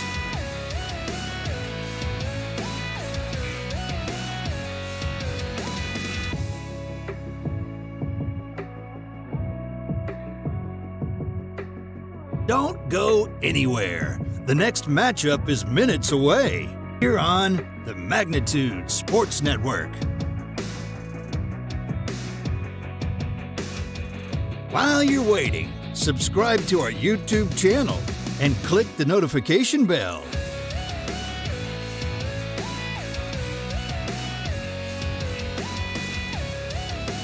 If you've enjoyed this broadcast, scan the QR code with your mobile device to give a one-time donation or visit magnitudesn.com for our mailing address. You can also consider a monthly financial gift by clicking the Join button.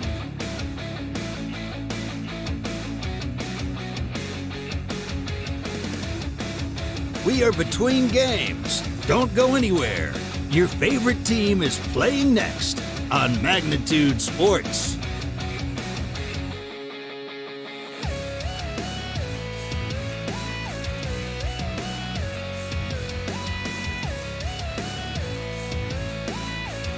Don't go anywhere. The next matchup is minutes away here on the Magnitude Sports Network.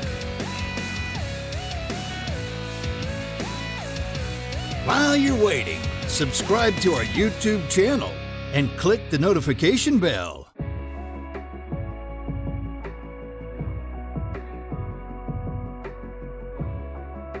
If you've enjoyed this broadcast, scan the QR code with your mobile device to give a one-time donation or visit magnitudesn.com for our mailing address. You can also consider a monthly financial gift by clicking the Join button.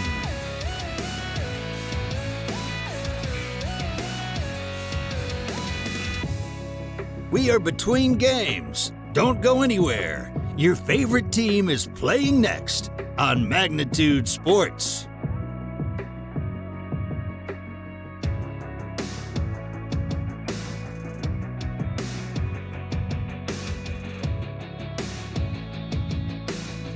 Don't go anywhere. The next matchup is minutes away here on the Magnitude Sports Network. While you're waiting, subscribe to our YouTube channel and click the notification bell.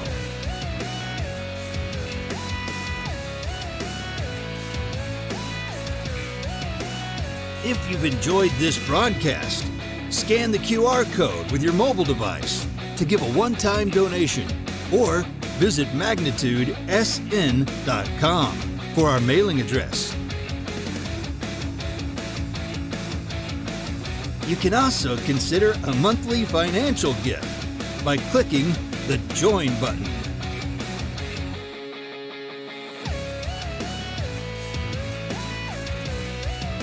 We are between games. Don't go anywhere.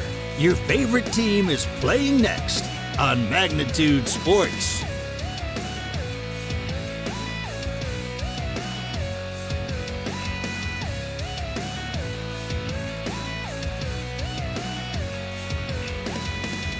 Don't go anywhere. The next matchup is minutes away here on the Magnitude Sports Network. While you're waiting, subscribe to our YouTube channel and click the notification bell.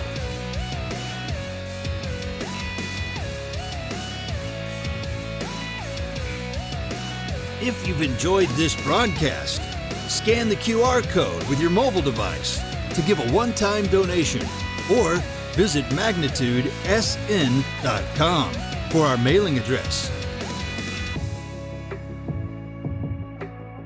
You can also consider a monthly financial gift by clicking the Join button.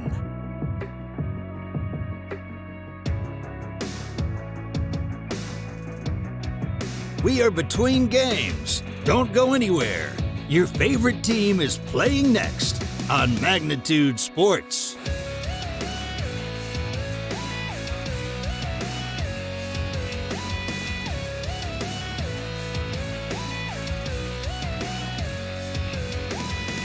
Don't go anywhere.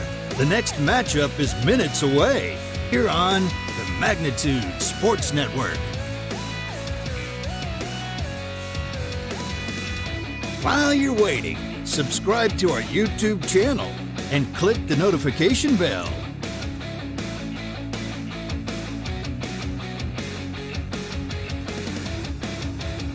If you've enjoyed this broadcast, scan the QR code with your mobile device to give a one-time donation or visit magnitudesn.com for our mailing address. You can also consider a monthly financial gift by clicking the Join button.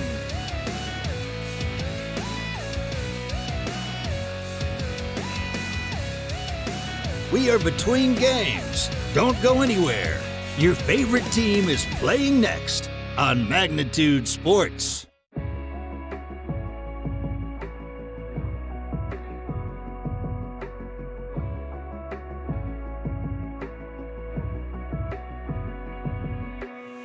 Don't go anywhere. The next matchup is minutes away here on the Magnitude Sports Network. While you're waiting, subscribe to our YouTube channel and click the notification bell.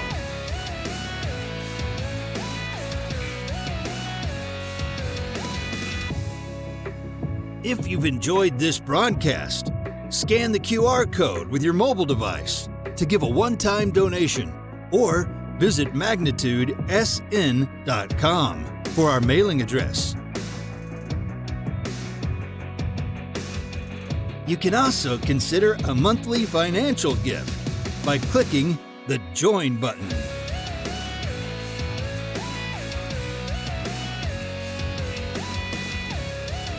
We are between games. Don't go anywhere. Your favorite team is playing next on Magnitude Sports.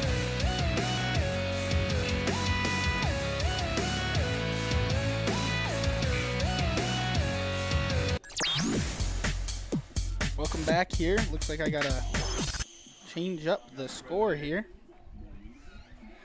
Did we take our lineup from the office? Josh needs that. Score now back to normal here in 1 second here. We got 0-0 here. We got the Blues versus the Vikings. We started this one. They kind of caught it off guard.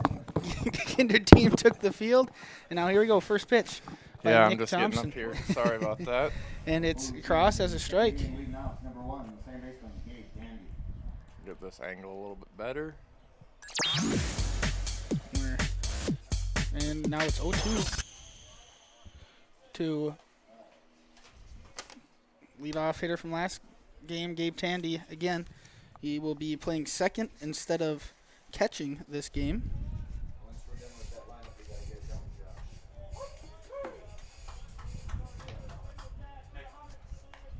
Thompson with the first strikeout. That's the first batter of the game. Thank you for picking me up there, Sawyer. Getting this lineup here. Now we got Jacob Chine here.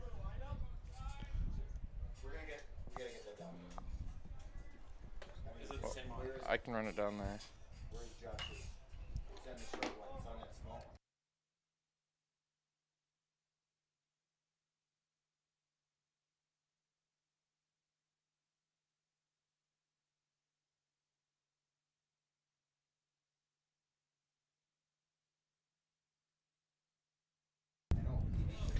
Okay, we're back here. There's a ground ball to Chine, grounds out to third baseman over there. I believe it's Lucas Kilbundy.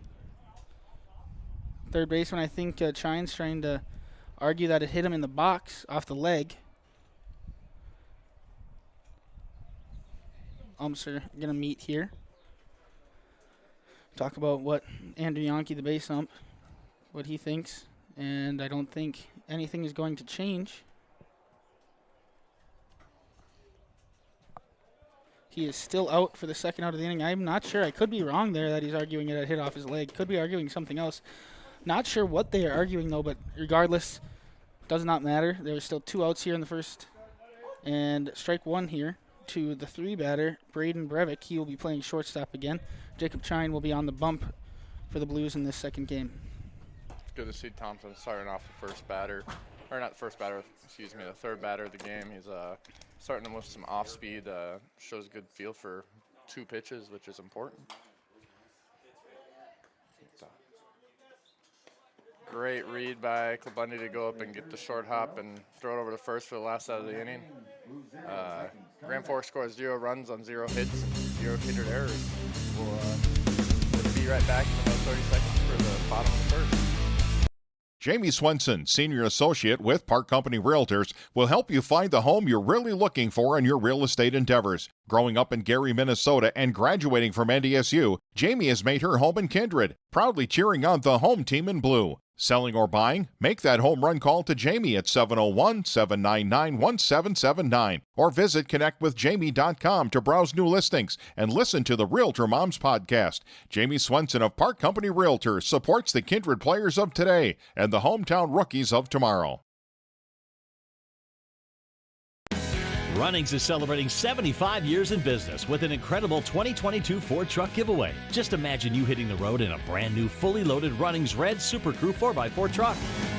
Don't imagine it. Make it happen by entering to win now through August 10th. To register, grab a prize card from your local Runnings store or visit runnings.com/2022 Ford truck giveaway. No purchase necessary. Must be 18 or older to enter. Enter to win today. And thank you for shopping at Runnings, your home, farm, and outdoor store.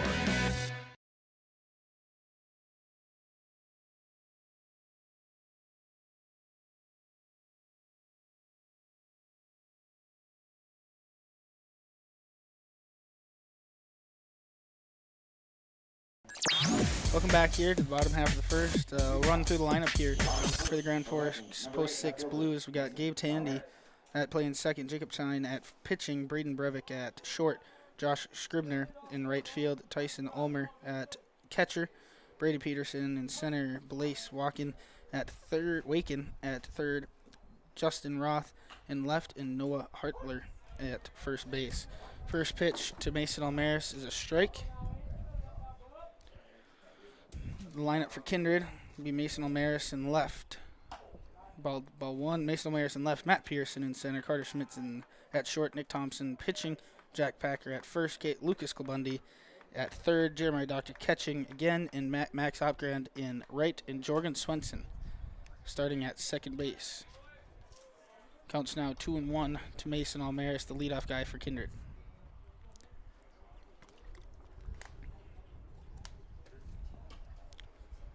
That's a strike there. 2-2 is the count to Mason Almaris, as a normal leadoff batter should do. Seeing some pitches here early on in the at bat. 4 pitches here by Jacob Seam, lefty up on the mound. That ball is hit sharply in to left field. Down for the first hit of the night for Mason Almaris. Does exactly what a leadoff needs to do. Sees 5 pitches, sees sees different pitches, and then takes that, you know what, I'll hit it now, and hits it into left field. Yep, exactly. Gives his team something to look at and then does his job and finds a way on. Yep. Just happened to be a hard hit single. Always important when you get that leadoff guy on to start the game. Ball inside corner to Matt Pearson. I'll be surprised if we don't see an attempt at a bunt this inning, but I didn't see any signs by Almaris right there, so looks like he might be swinging away. Mason Almaris goes. Throw down to second is not in time. Mason Almaris got a good jump, and he slides into second and gets the stolen base. Well, there's no need to bunt when you got speed on the bases.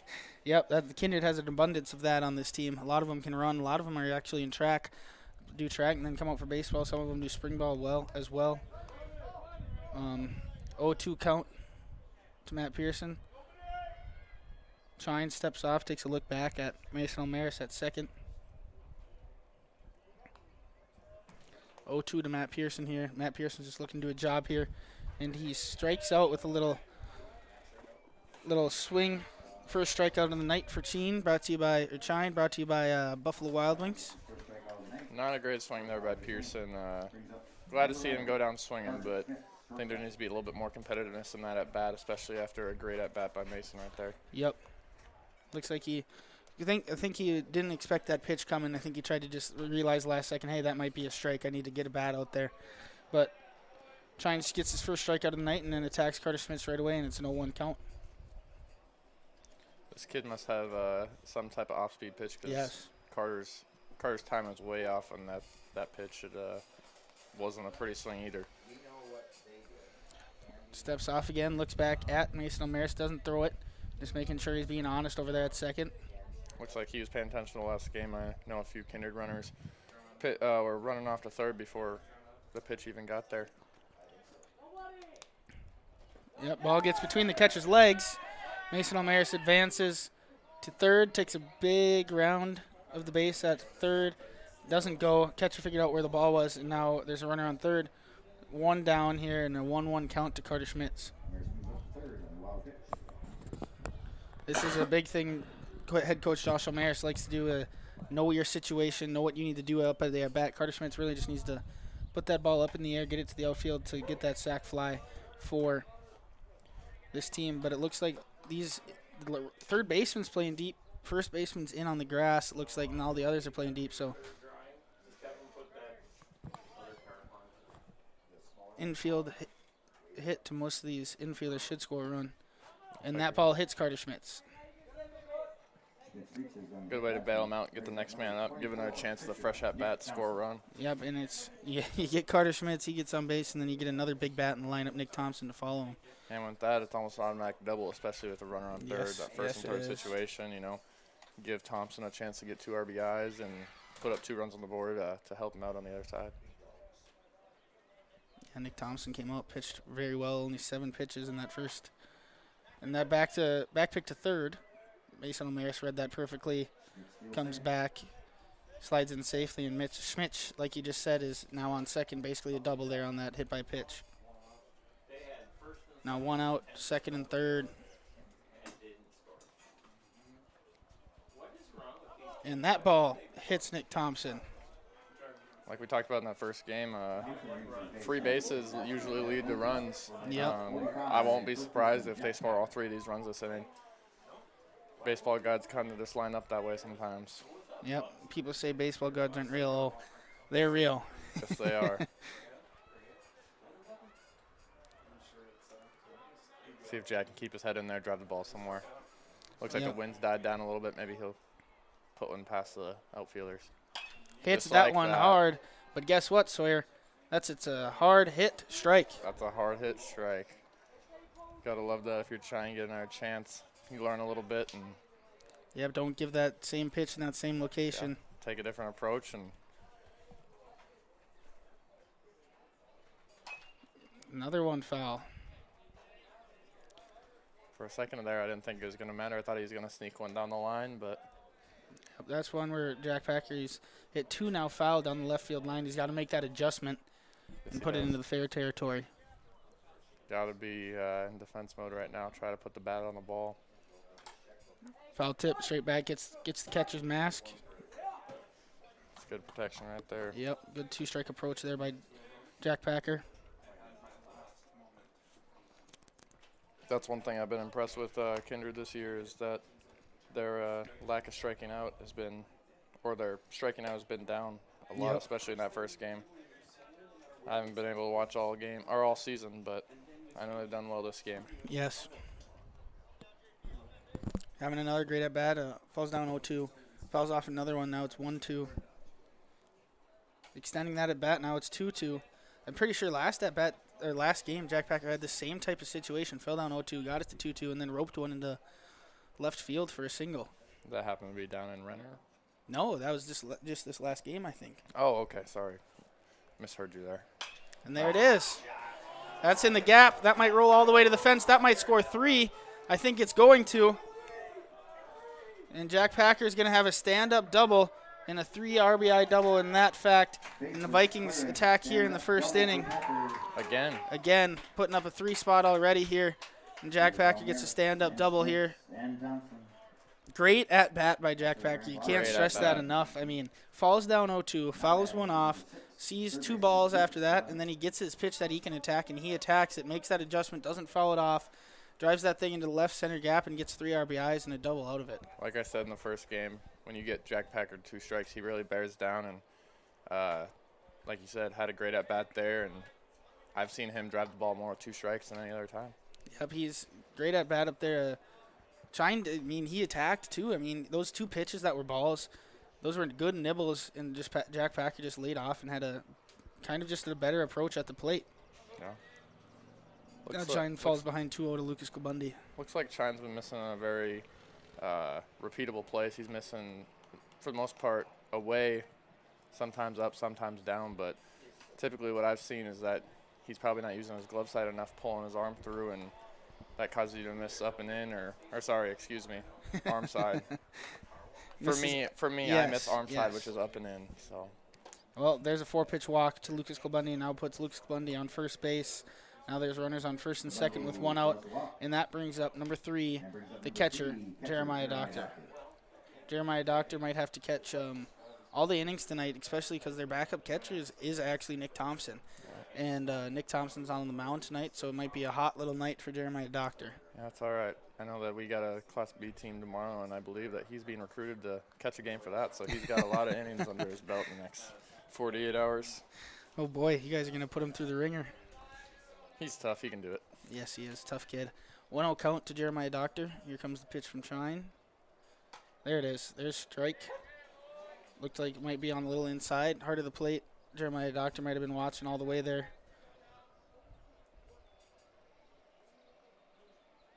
Chine comes set. Steps back. Looks back at Jack Packer. Got a little energy coming out of the dugout there, you know. Yep. Jack isn't necessarily the fastest person, so. Hey, big man can still run though. Yeah, you weren't too bad at running, were you? I was all right. So you want to ask Michael Hall about that? We don't need to bring that up. Now it's a 1-2 count here to Jeremiah Doctor. It's all right. You finished that game in an hour. Puts that ball in play, kind of a defensive swing. No one covers first, and Jeremiah Doctor beats it out on the error by the Grand Forks Blues.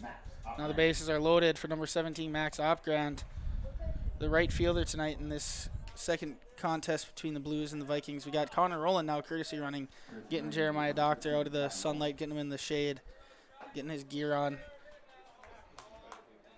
Never thought I'd see a Rowland courtesy run. It sure wasn't going to be you when you were in your playing days. Well, yeah, I was always getting courtesy ran before I was pitching. Well, anyways, Max Opgrand sees strike 1 right down the middle.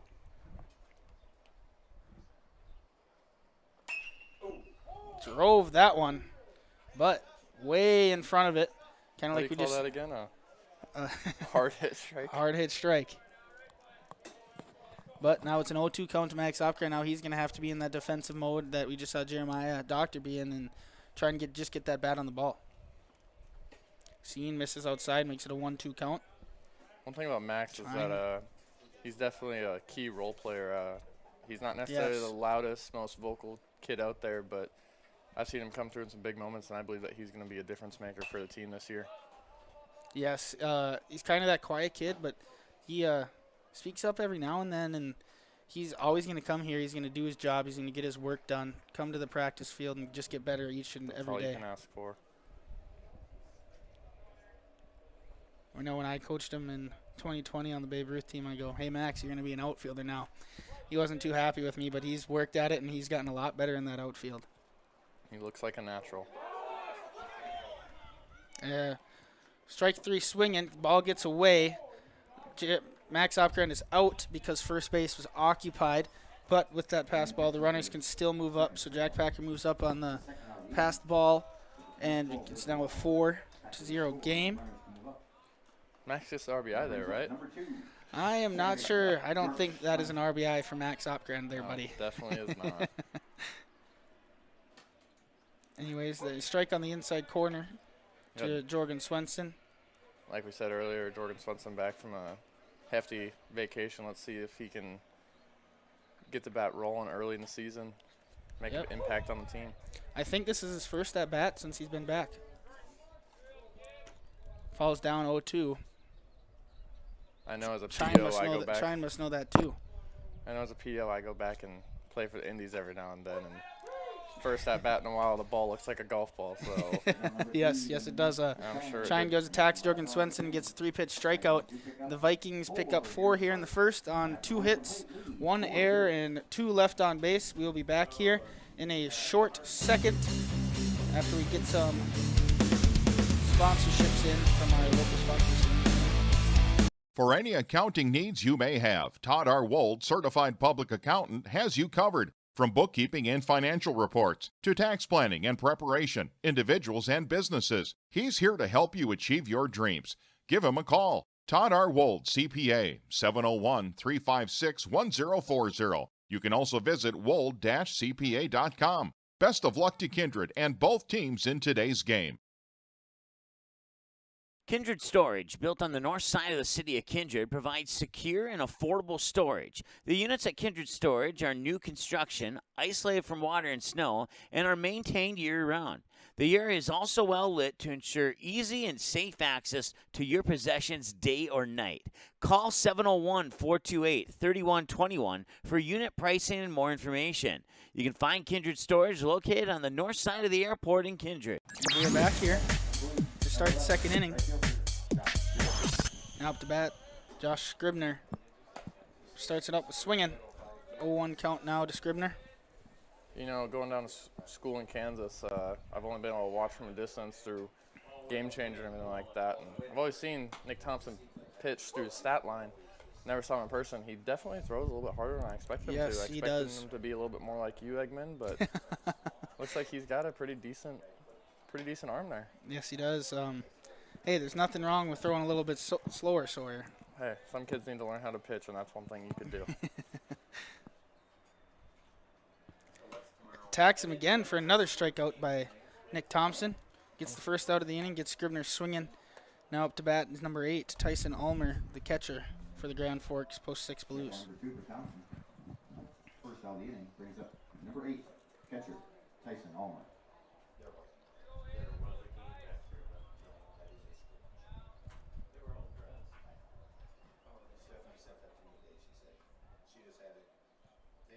First pitch by Thompson. Attacks the zone again. Gets strike number 1. It's one of these umps that likes to take his time in between that ball getting to the plate and calling strikes. Yes, he does. Those umpires. Ball put in play. Carter Schmitz gets it, throws it, and beats him at first. What a great play by Carter Schmitz, and then picks the ball out of the dirt when that throw by Jack Packer doesn't quite make it to him. But that's the second or third great play we've seen by Carter Schmitz today. He got there, backhanded, worked through, got that ball out, and threw that on a rope over to first base. It's good to see him working. I know he's a very talented individual.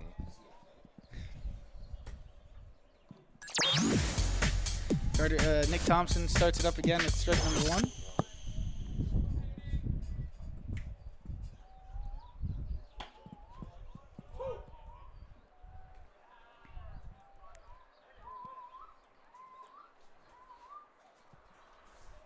Now 0-2 here to the 6th batter.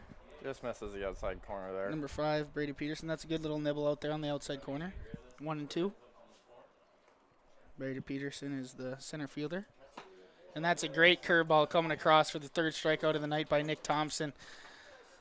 1-2-3 here for the Blues. No errors by the Vikings. One great play by Carter Schmitz. And no runners left on. We'll be back here for the bottom half of the second inning in Kindred, North Dakota.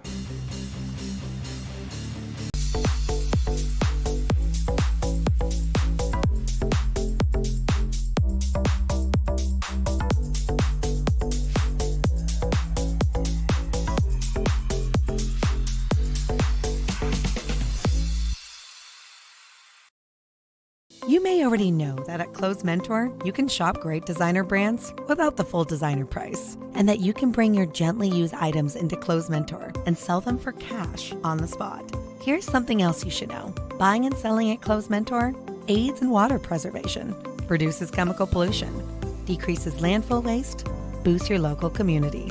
That's right, it's resale, and it's better than retail. Be green and kind to the environment by selling your clothing and buying sustainable fashion for yourself. How you overcome challenges as a farmer is what defines you. At Mustang Seeds, it's what defines us. This year brought heavy drought, late-season storms, and hail. Now is the time to savor the harvest weather and reap the rewards of the blood, sweat, and tears we've put into our fields. With strong products, proven results, and back to action here in the bottom half of the second inning. Chine. Strike one here.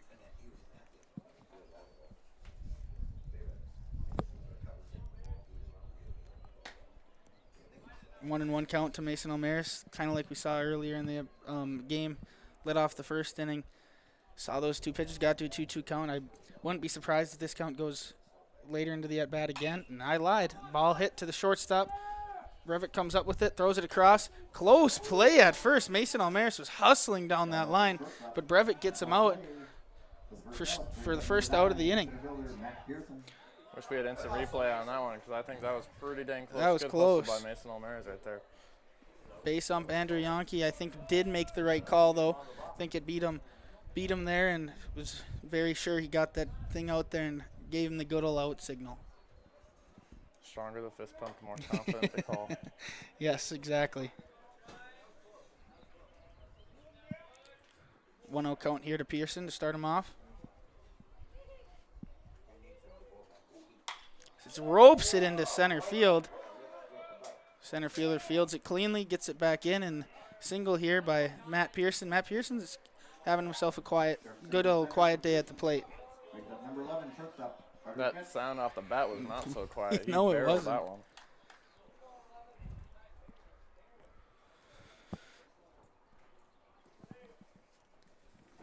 Now up to bat is Carter Schmitz. What did he do the first time up to bat? That ball gets away. That might be looking for it. Getting on third here by Matt Pearson. Looks back, and he's going for it. And I think he's going to be up there standing up. It's another miscue here by the Grand Forks Blues. That's the second one tonight. Throwing over at trying to pick off and getting past that first baseman. Giving free bases here to the Vikings. Now we got a guy on third. 1-0 count here. Now a 1-0 count here to Carter Schmitz. Yep. Good stop by the catcher here, Omer. Not letting the run come across.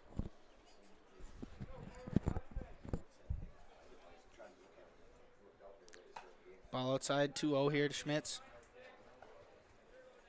Right here, Schmitz has really got to bear down, get his pitch and drive it. If it's not there, he's just got to wait for that next one because runner on third needs to score this inning.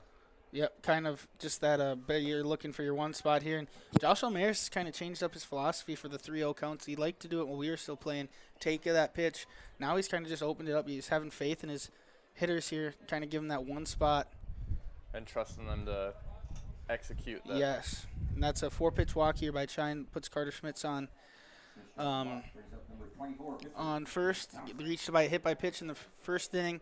Now we basically said that turns into a double. I think it's probably going to happen here again. Yes, it is. First and third situation. Definitely going here. Puts Nick Thompson on another spot to drive in some runs. And then the scary Jack Packer up after that. Yep, doesn't go first pitch. Ball one to Nick Thompson.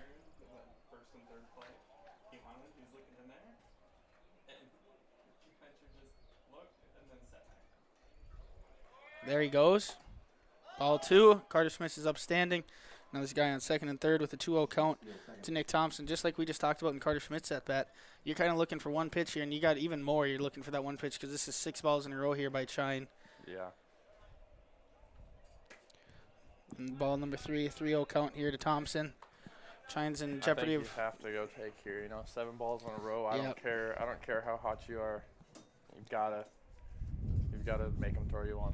I agree with you there. That sees it, and there it is. Strike 1 here. Again with those. Never mind. Okay. Back to a 3-1 count. That's another walk here by Chine. Walks, the bases loaded. Thompson draws the walk. That brings up Jack Packer. First, he ranks number 7, Graham Glasgow. Roped it into the left center gap for a double last time up.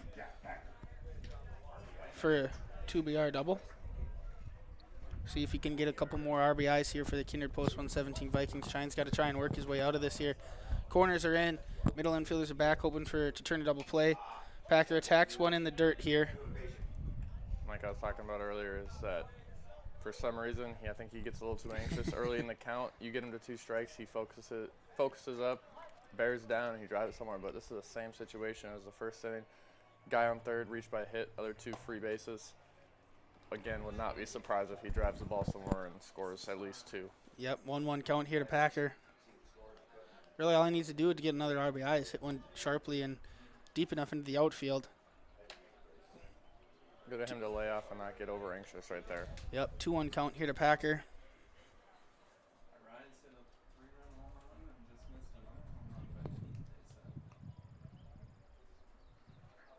That ball's hit sharply into center. That's going to drop 2. Should be 2 more RBIs for Packer. And looks like courtesy runner Graham Galazzo in for Nick Thompson. Advances over to third. 2 more RBIs by Packer. Makes the score 6-0. Vikings now runners on first and third. Brings up number 6, Lucas. Another great at-bat there by Jack Packer. Just like I said, when free bases usually lead to runs, and he keeps executing that. That ball's hit hard, too. Should score a run. Deep enough fly ball. Caught by the center fielder for the second out. Graham Galazzo tags up, and Lucas Klabundy does his job perfectly, hits it deep enough, gets his RBI, and scoring another run, making the scoreboard that Express Lane scoreboard, 7-0, Kindred Vikings.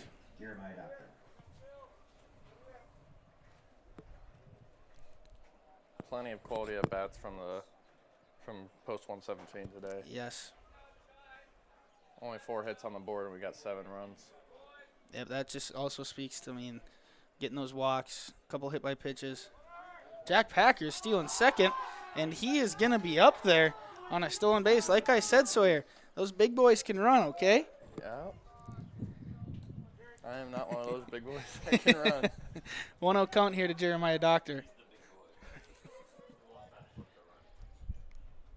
Make that 2-0 now to Doctor. I will say I'm a little bit more athletic than I was back in high school. Yes, you are. Yes, you are. Decided to get in that weight room a little bit more.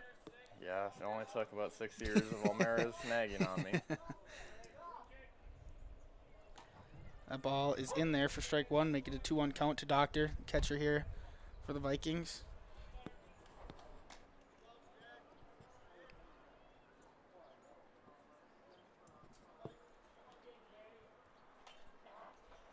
Doctor swings through, looking at his bat, maybe talking to it, giving it a little whisper. I hear if you blow it a kiss, it usually leads to hits. 2 balls, 2 strikes, 2 outs here in the bottom half of the second. Jack's got to be going on contact. Yep, ball's hit to first baseman again, gets past him. And just like that.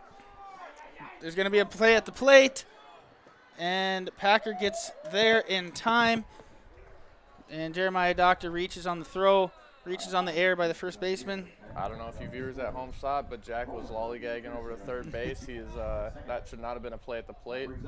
That's something that I think you look back at the film, you get held accountable for that. Don't let it happen. Yep, makes it a close play at the plate, but gets in there, standing up, makes it an 8-0 game. Now a runner on second, Jeremiah Doctor. I lied to you, Connor Rowland's out there running for him. And that brings up to bat number 17, Max Opgrand.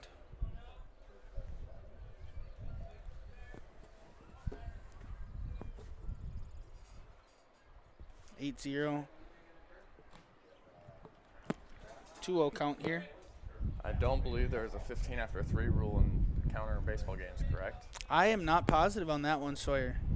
I know it has to be a predetermined or pre-discussed outcome at the coaches meeting, but I doubt that they're doing that for counters. Yep, I think you're right on that one.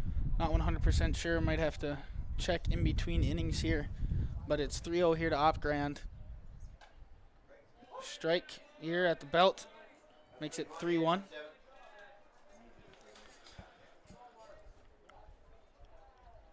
Opgrand, very capable hitter up at the plate.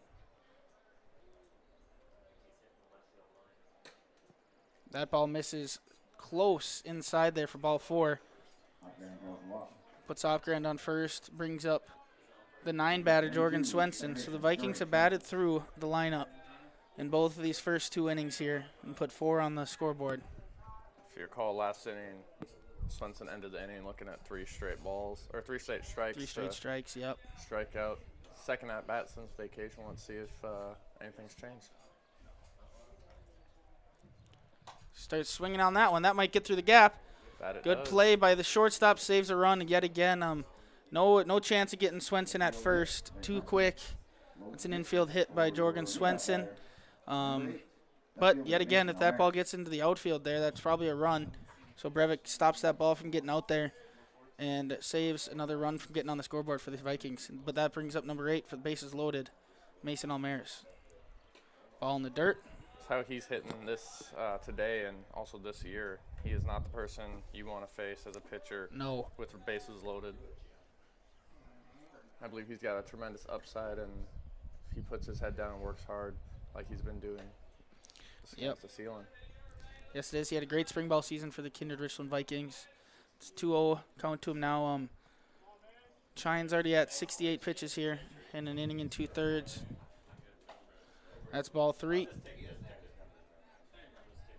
Are you giving him the green light here on I think 3-0, Josh 2 Almaris outs? just did. His dad just gave him the green light. See if it pays off. And ball 4. Walks in a run here, makes it 9-0 Kindred. Almaris picks up an RBI with a bases loaded walk, scoring, rolling. Now up to bat, if you recall, Matt Pearson started off the hitting brigade with a sharply hit ball into center field. We're going to have a mound meeting here. We're going to take a quick little break, and we will come back and let you guys know if there are any changes.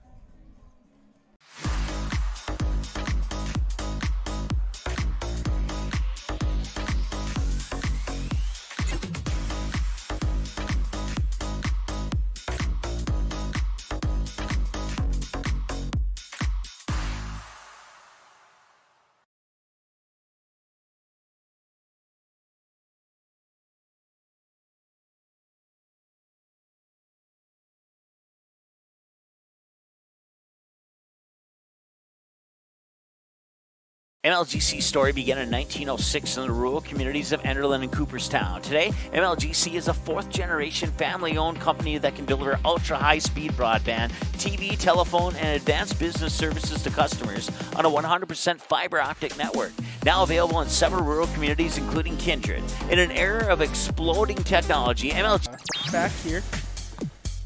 The no pitching change, just a meeting, and Matt Pearson ropes one back into center field again. We're going to see if Jorgen Swenson is sending him. There's going to be no play at the plate, and that is a 2 RBI single by Matt Pearson. 2 sharply hit singles, dang near exact same spots for Matt Pearson. He goes 2 for 2 in the inning and 2 for 3 on the game. Now there's runners on first and second.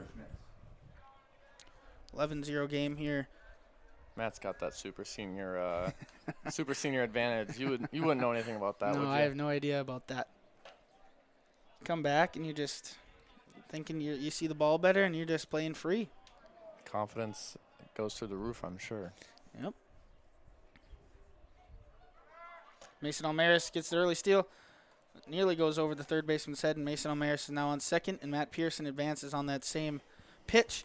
Goes up to third. Flip-flop those. Mason Almaris is now on third, and Matt Pearson is now on second with a 1-1 count here to Carter Schmitz. Carter Smith's walked early in this inning. He's 0 for 0 on the day, hit by pitch and a walk with 2 stolen bases. I don't mean to tell a coach how to do his job, but this pitcher does not look like he's...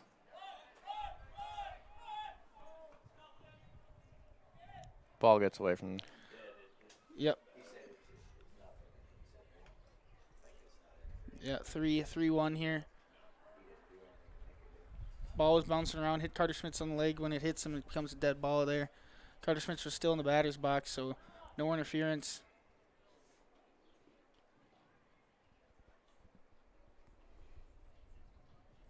And ball 4 to Carter Schmitz. Now we're running on. Bases are now loaded again. Now it looks like we might get a pitching change. Coach is coming off into the asking if his guy down in the bullpen is doing good. Bullpen gives the thumbs up. This might be the last guy for sign. Nick Thompson ropes it into the outfield in between the shortstop and third baseman. It's going to score 1. Now it's going to score 2. 2 RBI single by Nick Thompson.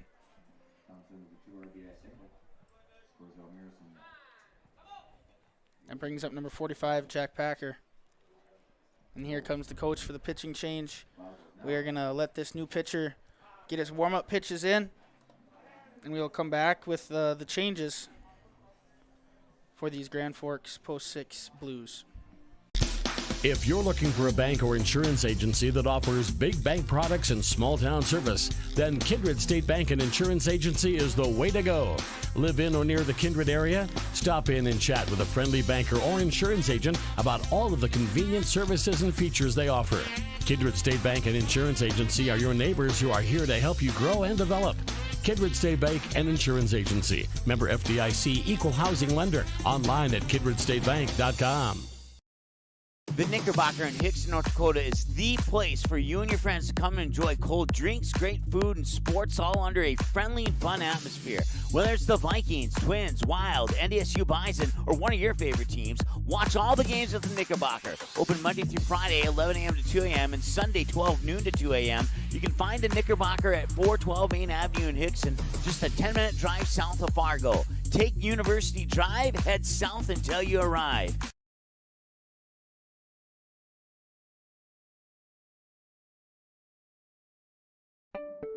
Signorama of Fargo is the trusted, preferred signage vendor of NDSU athletics. The global leader in the sign and graphic industry, Signorama is the way to grow your business. Competitive prices, free consultations and estimates, signage solutions that fit your budget. Signorama is locally owned and committed to community support. Trusted by the Bison, be a championship business with Signorama. Call or go online at sarvalley.com. Buying, selling, or leasing commercial real estate or farmland in the Fargo-Moorhead and surrounding area? From office to retail, industrial to multifamily, commercial land to farmland. As the #1 commercial, sales, and leasing brokerage in the FM region, Goldmark Commercial has the experience and skills to handle all of your commercial real estate and farmland needs with the highest levels of customer service and marketing around. Trust the experts at Goldmark Commercial Real Estate to lead your team to success. Welcome back. New pitcher in for the Blues is Connor Knutson here for the Blues. He starts off Jack Packer with a strike. Chine goes over to first base. That was a healthy cut by Jack Packer. Jack's trying to go for the record on RBIs in a single game. Connor Knutson came in for Noah Hartler, the first baseman. Ooh, that ball seemed close. 1-2 here to Jack Packer, new pitcher Knutson. One thing I just want to point out is that 11 of the 13 runs scored today are RBIs, and that means that they're working as a team. That one is across as a strikeout. Connor Knutson picks up his first strikeout of the game. Not before the third out comes across. Vikings score 9 runs, a couple more hits and 1 error for the Blue and leave 2 on base. It is now 13-0. Kindred Post 117 Vikings after 2 innings. We'll be back here in 1 minute.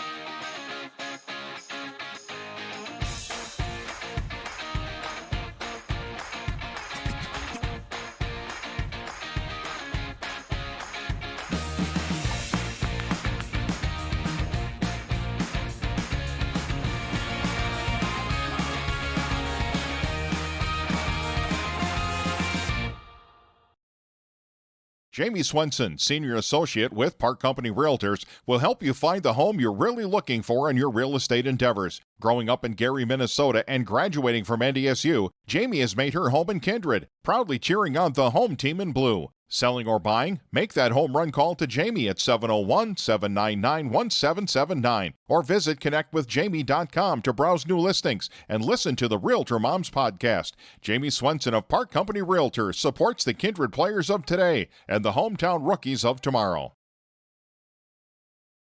We're back here. Top of the 3rd inning, score 13-0 on the Express Lane scoreboard.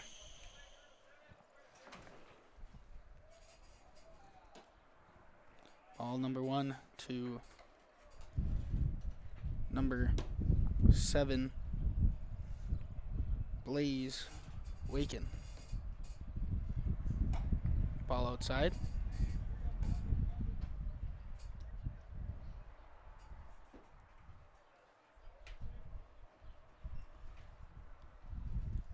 That ball's hit sharply into left field by Blaze Waken to start off this top half to the 3rd.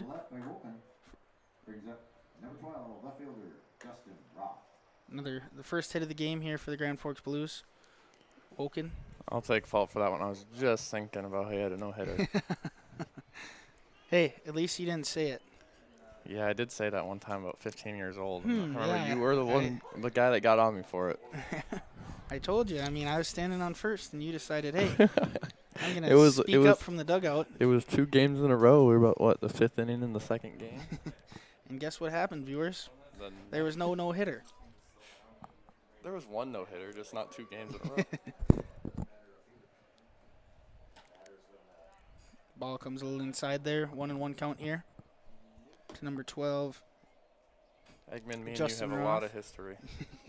Played a lot of games together, Sawyer. Yeah. That one looks like it's in there on the outside corner, right at the knees. 1-2 count.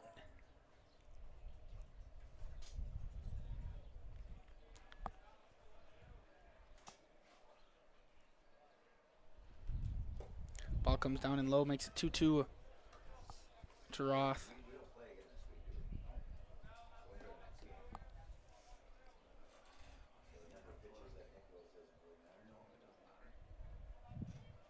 That ball's hit sharply, too, up the middle. 2 back-to-back hits here by the Grand Forks Blues. Base hit up the middle for Roth. Gets runners on first and second here for number 13, Connor Knutson. Pitcher.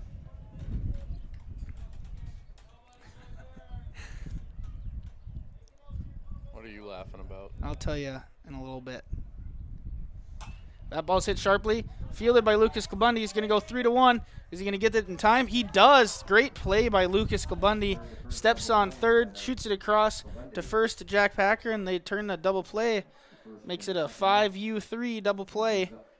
Now the 2 outs here. The guy just runner on second base. That's a great play. 2 hits in a row. Gets a ground ball. Kabundi does his job, gets that double play, and now they're nearly out of damage here in the 3rd inning. Great job by Thompson, just letting the defense work and trusting them. Yep, pitch and strikes. Now it brings up leadoff batter number 1, Gabe Tandy. Swings through that first pitch by Thompson. Makes it 0-1 count. Now he gets to go after this guy and try to take him himself. Yep.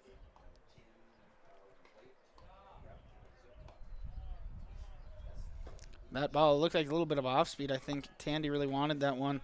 Dropped at the end, went into the dirt for strike number 2.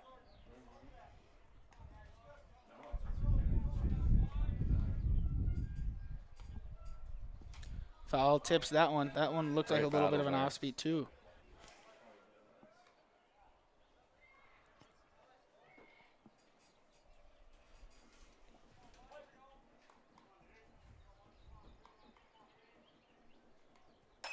That ball's popped up. Jeremiah Doctor's going to have a chance at it. And he does not make the play. It falls down. Tandy will get second life there up at the plate. He's got to make the most of this right here. Yep, that's usually when missed opportunity like that, these batters like to jump out there and take advantage of it. Good way to break the ice and see what can happen. A lot of game left. Yep, try and get that first run across the scoreboard for the Grand Forks Blues.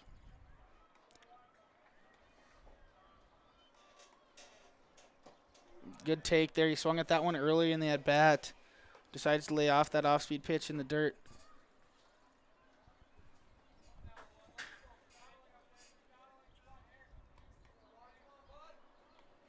Throws it right down. It's going to stay fair. Lucas Klabundy doesn't see the runner coming down third base line, but doesn't matter, and he throws his bullet across the field over to Jack Packer and gets the third out of the inning. There's no runs here by the Blues, no errors by the Kindred Vikings, and a double play turned by Lucas Klabundy on 2 hits, and 2 hits by the Grand Forks Blues. And the scoreboard reads 13-0 Kindred after 3 innings.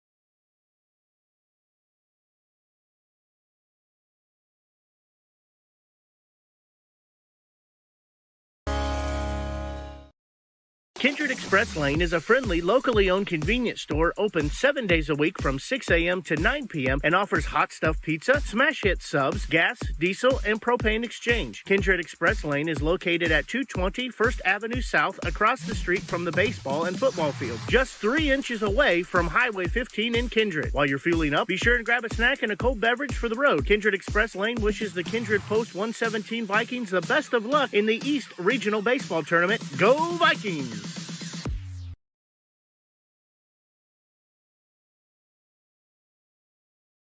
For any accounting needs you may have, Todd R. Wold, Certified Public Accountant, has you covered. From bookkeeping and financial reports to tax planning and preparation, individuals and businesses, he's here to help you achieve your dreams. Give him a call. Todd R. Wold, CPA, 701-356-1040. You can also visit wold-cpa.com. Best of luck to Kindred and both teams in today's game.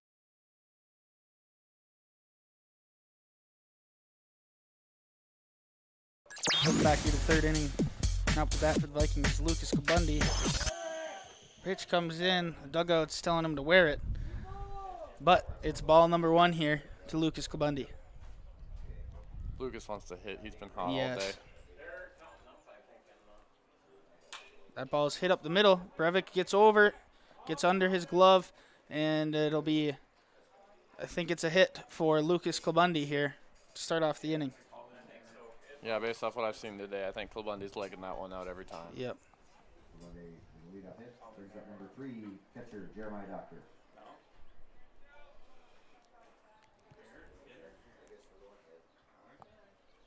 Lucas Klabundy's now on first here.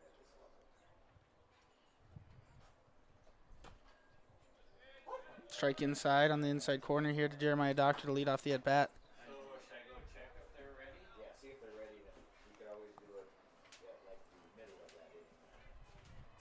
That ball's hit sharply. Foul ball. I didn't see. I couldn't get my head out there. We got the shades here looking out in the right field line. I'm not sure if that ball made it out or not. It did not make it out. It stayed in. Sawyer, another very, very, very hard hit strike. Yeah, makes it 0-2. Jerry's got to get in the weight room. His dad's sitting right to my left here, and he agrees with what's Sawyer's statement right there.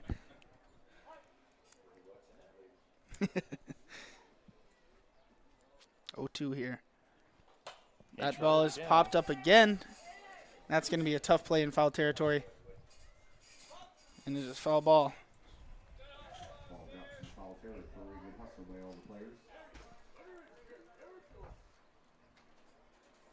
Good at bat here by Jeremiah Doctor. Fought that 0-2 pitch off.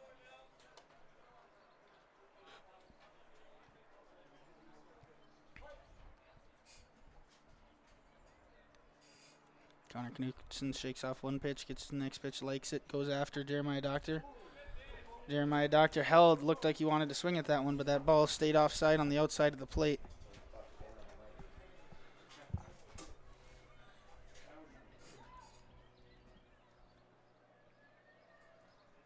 Jeremiah Doctor again, battling up there.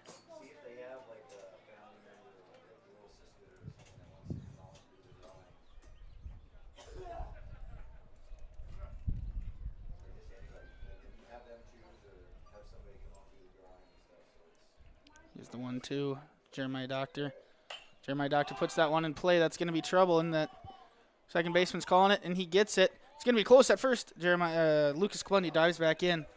Jeremiah Doctor pops out to the second baseman for the first out of the inning.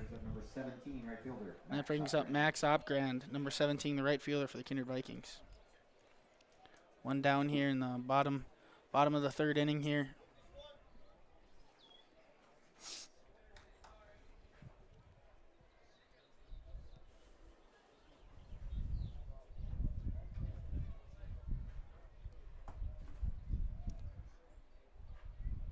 Pitch from Knutson to Opgrand. Looks like a little bit of an off speed there to start off Max Opgrand's at bat for strike number 1.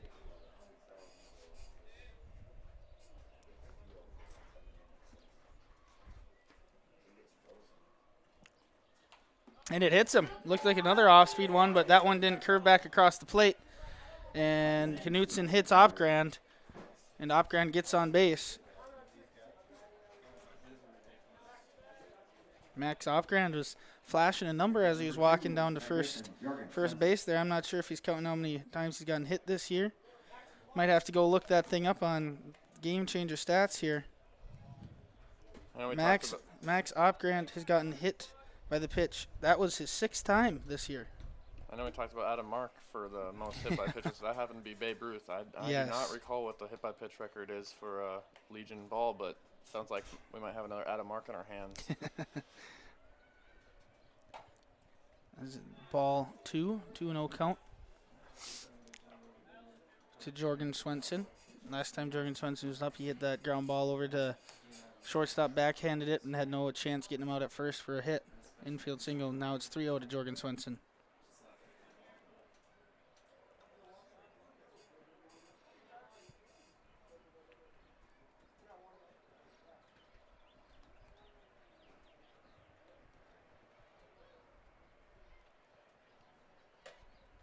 Four-pitch walk to Jorgen Swenson. Bases are now loaded for post 117 again for their lineup. Return to the lineup, Mason Almaris.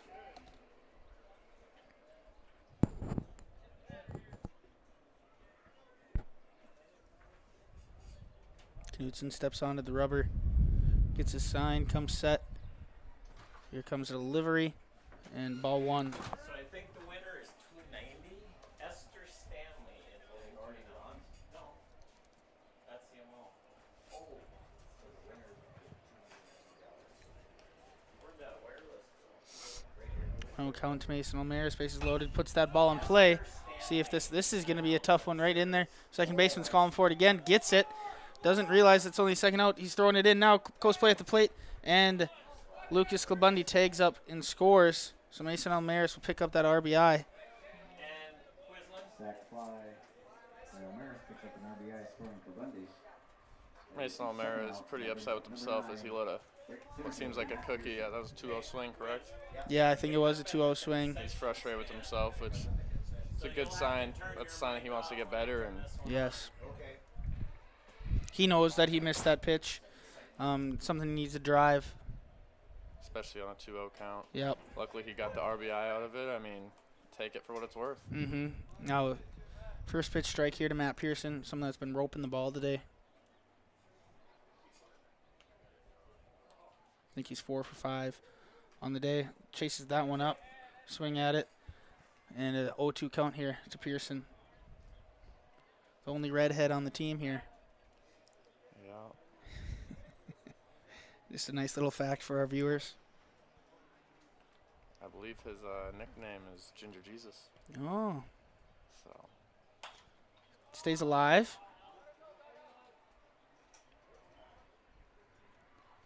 A lot of these Kindred kids have been taking great at bats here with 2 strikes. Not letting that 3rd strike come across easily. Putting the bat on the ball, fouling it off. I believe they've totaled at this moment 19 hits on the day, and that's only in 8 innings of ball. That's something you can't complain about, and yes, hope that keeps the train rolling here on throughout the rest of the season.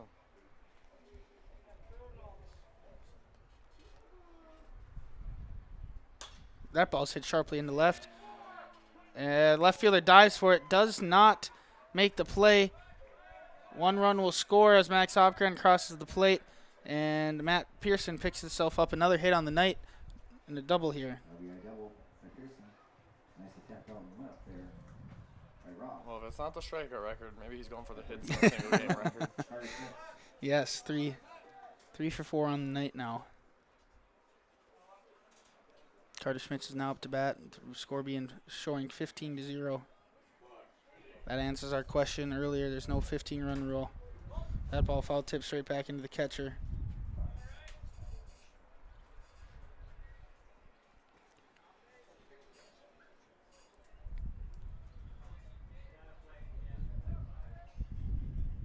Pitcher taking his time, letting his catcher catch his breath there.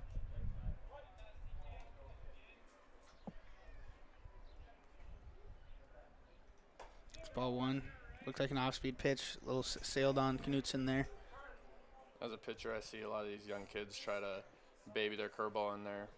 They got to know that you got to throw that hard and just trust it. It'll break more if you do it that way. Foul tip straight back. Yes, I agree with you there. I mean, I didn't throw very hard, but it was that same type of motion every single time. Yep. Just and it's not about the velocity that you're throwing at. Yep. It's about with the intent you're throwing at the end. Right before you release it, really got to get on top of it and get that spin it. Get that spin rate up on that ball. 2-2 count here to Carter Schmitz. Runners on 2nd and 3rd. 2-2, 2 outs here in the 3rd inning. And he swings through it for strike out number 2 on the night for Connor Knutson. Not before the Vikings get 2 more runs and a couple more hits, and the score, Express Lane scoreboard now reads 15-0 Vikings.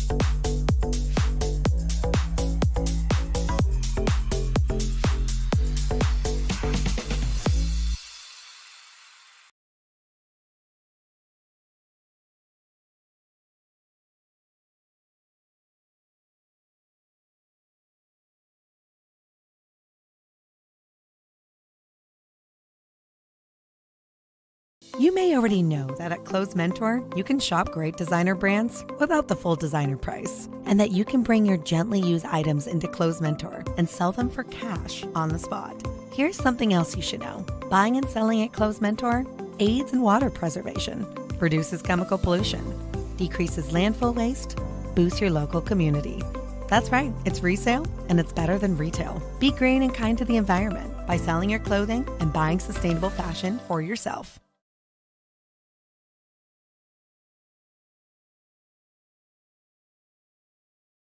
How you overcome challenges as a farmer is what defines you. At Mustang Seeds, it's what defines us. This year brought heavy drought, late season storms, and hail. Now is the time to savor the harvest weather and reap the rewards of the blood, sweat, and tears we've put into our fields. With strong products, proven results, and an untamed spirit, we don't allow any room for failure. Contact Clay Erdman at 701-630-2113 or visit mustangseeds.com today. And we're back here. The top half of the 4th inning. Well, Eggman's day just got made possible. Hey, maybe. Ball 1 here. Got a little 50-50 raffle going on. Little 50-50 raffle. I might have That is hit sharply into left. Mason Almaris tracks it down and catches that ball. Great hit ball by Chine there. Just unfortunate that it was close enough to Mason Almaris to be able to make that play. That's what sucks about baseball. Yep. That hit doesn't count, and next thing you know, this guy might drop a little blooper right behind third baseman. End up on second. Yeah, it's something we talked about when we were playing. We could be hitting the ball as hard as we can, but it doesn't matter if it's hit right at someone. Exactly. Nick Thompson back up there on the mound and gets the first quick straight on an off-speed pitch. I know we had our fair share of time where we were complaining about the other team just getting these soft little bloopers. Yep, Brevik is now up to bat. 1-1 count.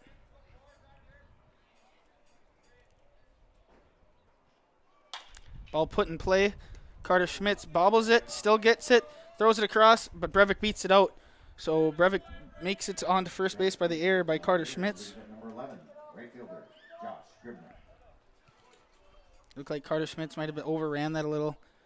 Didn't slow his feet down enough, and that took a bad hop into him and bobbled it a little bit. I can't believe you won that raffle. Hey, it's not finalized quite yet.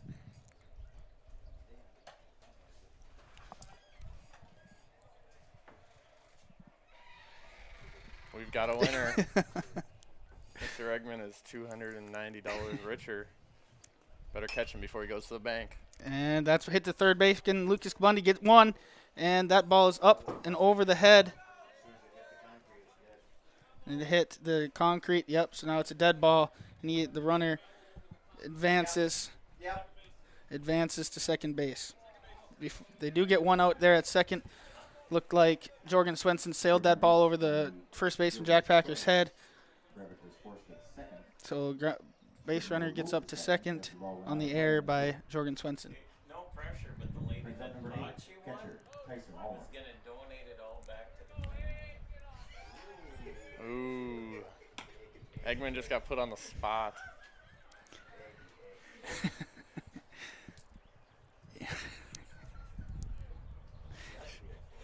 Yes, 0-1 count here. Ball sharply hit. Second baseman Jorgen Swenson makes an error. And that is the first run of the night for the Post 6 Blues out of Grand Forks. Kindred was into this inning with 0 errors, and just like that, they're at 3. Yep, now there's 3 errors apiece. Brady Peterson.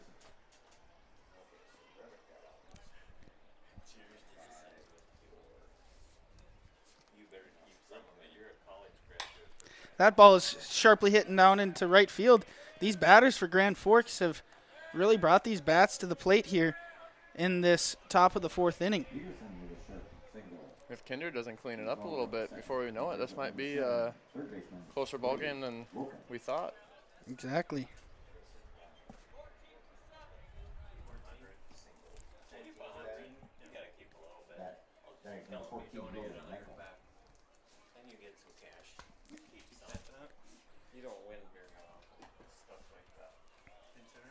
Pinch hitter here, Logan Nichol.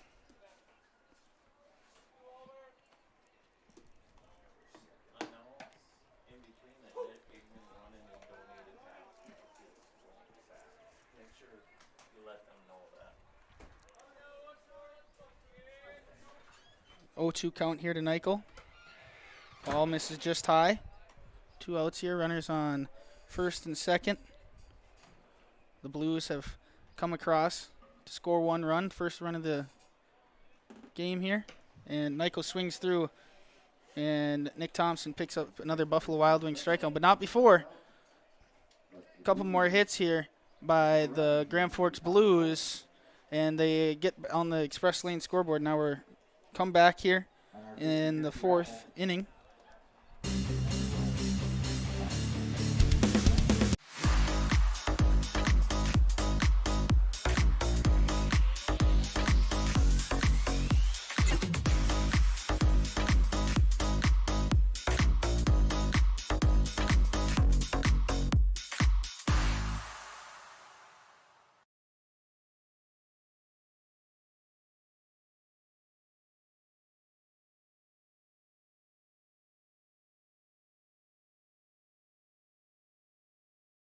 MLGC's story began in 1906 in the rural communities of Enderlin and Cooperstown. Today, MLGC is a fourth-generation family-owned company that can deliver ultra-high-speed broadband, TV, telephone, and advanced business services to customers on a 100% fiber optic network. Now available in several rural communities, including Kindred. In an era of exploding technology, MLGC's goal is to deliver future technologies that make rural North Dakota a vibrant place to live and do business. Visit them today, MLGC.com. MLGC, moving you at the speed of light. If you're looking for a bank or insurance agency that offers big bank products and small town service, then Kindred State Bank and Insurance Agency is the way to go. Live in or near the Kindred area? Stop in and chat with a friendly banker or insurance agent about all of the convenient services and features they offer. Kindred State Bank and Insurance Agency are your neighbors who are here to help you grow and develop. Kindred State Bank and Insurance Agency. Member FDIC, equal housing lender. Online at kindredstatebank.com. And we're back here in the bottom half of the fourth. Connor Knutson still up on the mound. Pitcher Nick Thompson is now up to bat, number 24.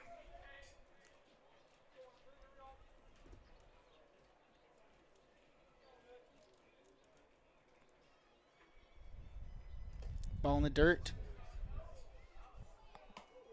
for strike for ball one.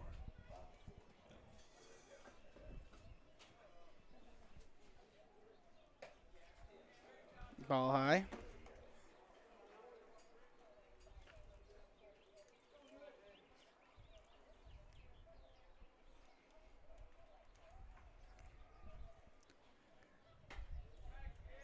Strike one. 2-1 count here to Nick Thompson.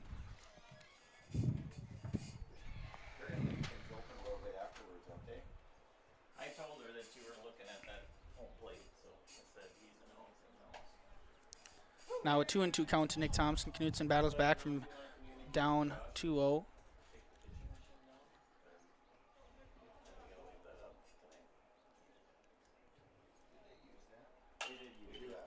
Hit to Brevik, the shortstop, fields it cleanly, throws it across for out number one to get Nick Thompson. Good play by Brevik. Brevik's been making a lot of nice plays over there at shortstop tonight, making himself look like a really put together shortstop over there. Yes, indeed. Really impressed with him today. I believe he's got a few base hits, and yes, he had a RBI double in the first inning of the first game, right? And even those plays that he's not making over at short, he's stopping them from getting to the outfield and stopping those runs coming in. Ball's inside, Jack Packer 1-0. Appears as if he has a very high baseball IQ and understanding for the game, which is very important at this level. Yeah.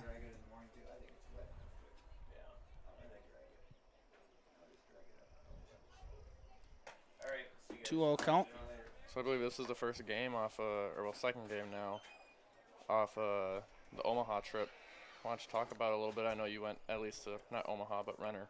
Yeah, Renner, South Dakota. These guys, these Kindred kids played pretty well down there. They were winning in the seventh inning in every single game. Get back to that after Packer Skies went up to pitcher Connor Knutson for the second out of the inning. They played well. They were leading in the seventh inning of every game, but just a couple of those games they just couldn't finish and gave up two of those. But they went 2-2, the best record they've had down there in the Dakota Classic. But the team that they were winning 7-2 against, that team that came back and beat them 9-7, ended up getting all the way to the championship game. And that drops fair. Definitely sounds like they played some competitive ball this weekend. Yes, they did. I believe that tournament for us, when we made our championship run, I believe that tournament was a turning point for our season. I think so too. I mean, we learned we could compete with just about anybody. I know that I believe we went 1-3, but we played some really tough games. Played the Rapid City Hard Hats. You pitched a great game, just unfortunately came up with a losing end in the seventh inning. Yep, sounds familiar. But now up to bat Jeremiah Doctor, the catcher, ball outside. What's really important here now, even though despite being up 14, Kindred they can't be taking these at-bats off. They've got to be trying to get better in every aspect of the game because that ball's hit sharply. Like nearly hits Lucas Bundy at first. Lucas Bundy's looking. He's going over to third. Might be a play. No throw. Brevik, it was a smart play there. I think he knew he wasn't going to get him, so he gave him a little pump fake. Jeremiah Doctor got a little farther off the base. but ended up running back quick enough for no back pick over at first. But another hit here by the Vikings there. My doctor sharply drove that one into right field. And it brings up number 17, Max Opgrand. Just point out Connor Rollins over there, courtesy running for Jeremiah Doctor. Yes, he is, Sawyer. Give your brother some love. Yeah, always gotta. That ball is across for strike one.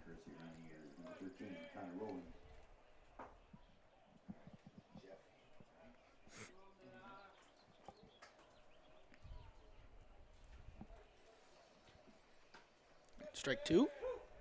0-2 count now to Max Opgrand. 2 outs here in the bottom half of the fourth in this 15-1 ball game. Swings. Fouls that one off down the left field line. Staying alive here.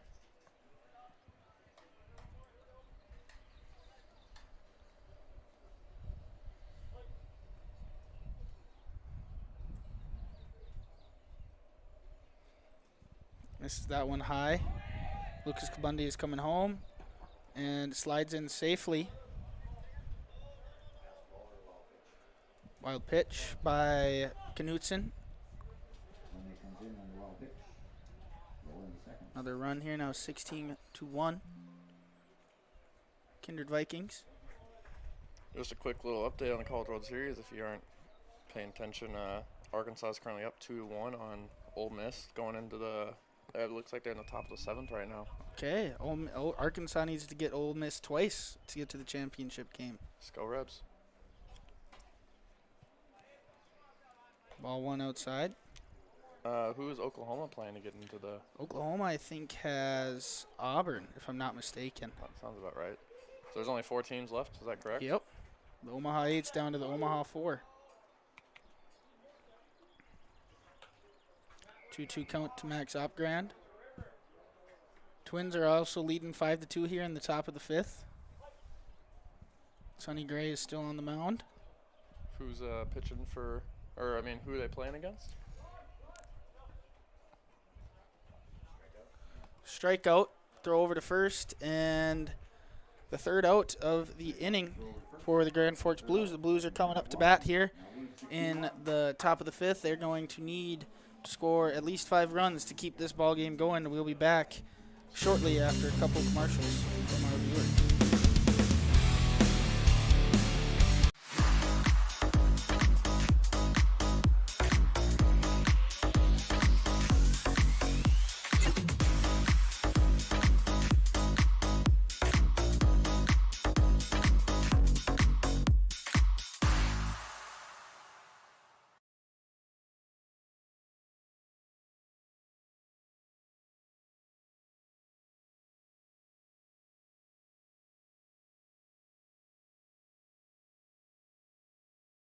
MLGC's story began in 1906 in the rural communities of Enderlin and Cooperstown. Today, MLGC is a 4th-generation family-owned company that can deliver ultra-high-speed broadband, TV, telephone, and advanced business services to customers on a 100% fiber optic network. Now available in several rural communities, including Kindred. In an era of exploding technology, MLGC's goal is to deliver future technologies that make rural North Dakota a vibrant place to live and do business. Visit them today, MLGC.com. MLGC, moving you at the speed of light.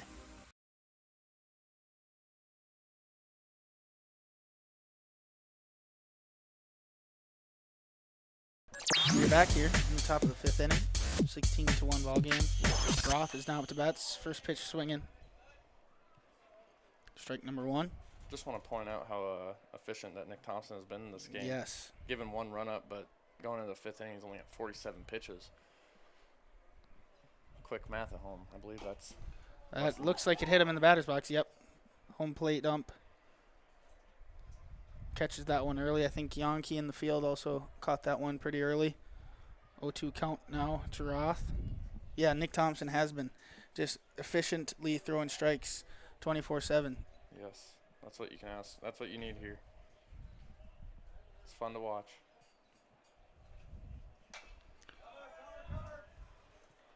I saw these guys working on this play out on Tuesday morning, working those pitchers covering over there, and they just worked it to perfection. Packer made the play, flipped it over to Thompson, and gets out number 1. for this post 117. Now up to bat, pitcher on the mound for the Grand Forks Blues, Connor Knutson, number 13. Nick Thompson, Mr. Efficient up there, goes at him right away. Strike number 1.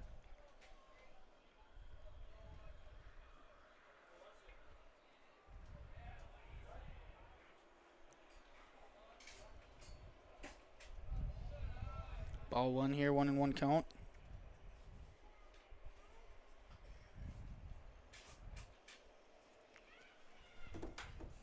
Ball 2 high, maybe a little inside. 2-1 here to Knutson.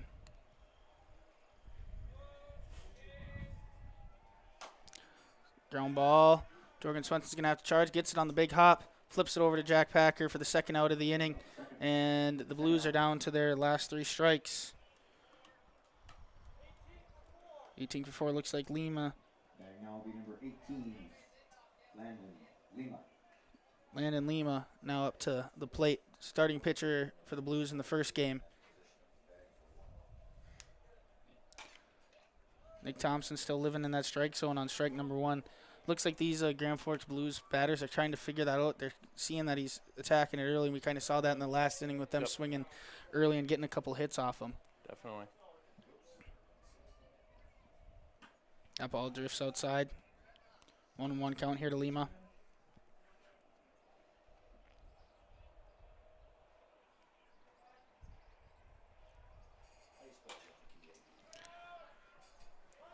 Foul ball down the right field line.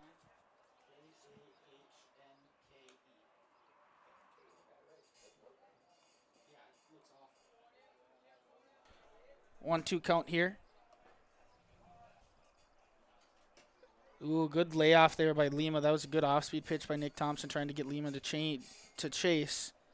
Instead, Lima takes that ball, and it is now a 2-2 count. And Nick Thompson attacks him and gets strikeout.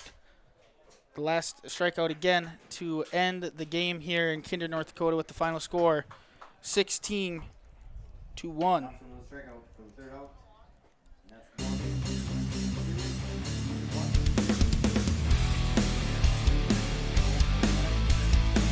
We'll take a little break. Sawyer and I will talk through who we think the moment of the game is and who we think running's player of the game is here for the Kindred Vikings. The Knickerbocker in Hickson, North Dakota is the place for you and your friends to come and enjoy cold drinks, great food, and sports all under a friendly and fun atmosphere. Whether it's the Vikings, Twins, Wild, NDSU Bison, or one of your favorite teams, watch all the games at the Knickerbocker. Open Monday through Friday, 11 a.m. to 2 a.m., and Sunday, 12 noon to 2 a.m. You can find the Knickerbocker at 412 Main Avenue in Hickson, just a 10-minute drive south of Fargo. Take University Drive, head south until you arrive.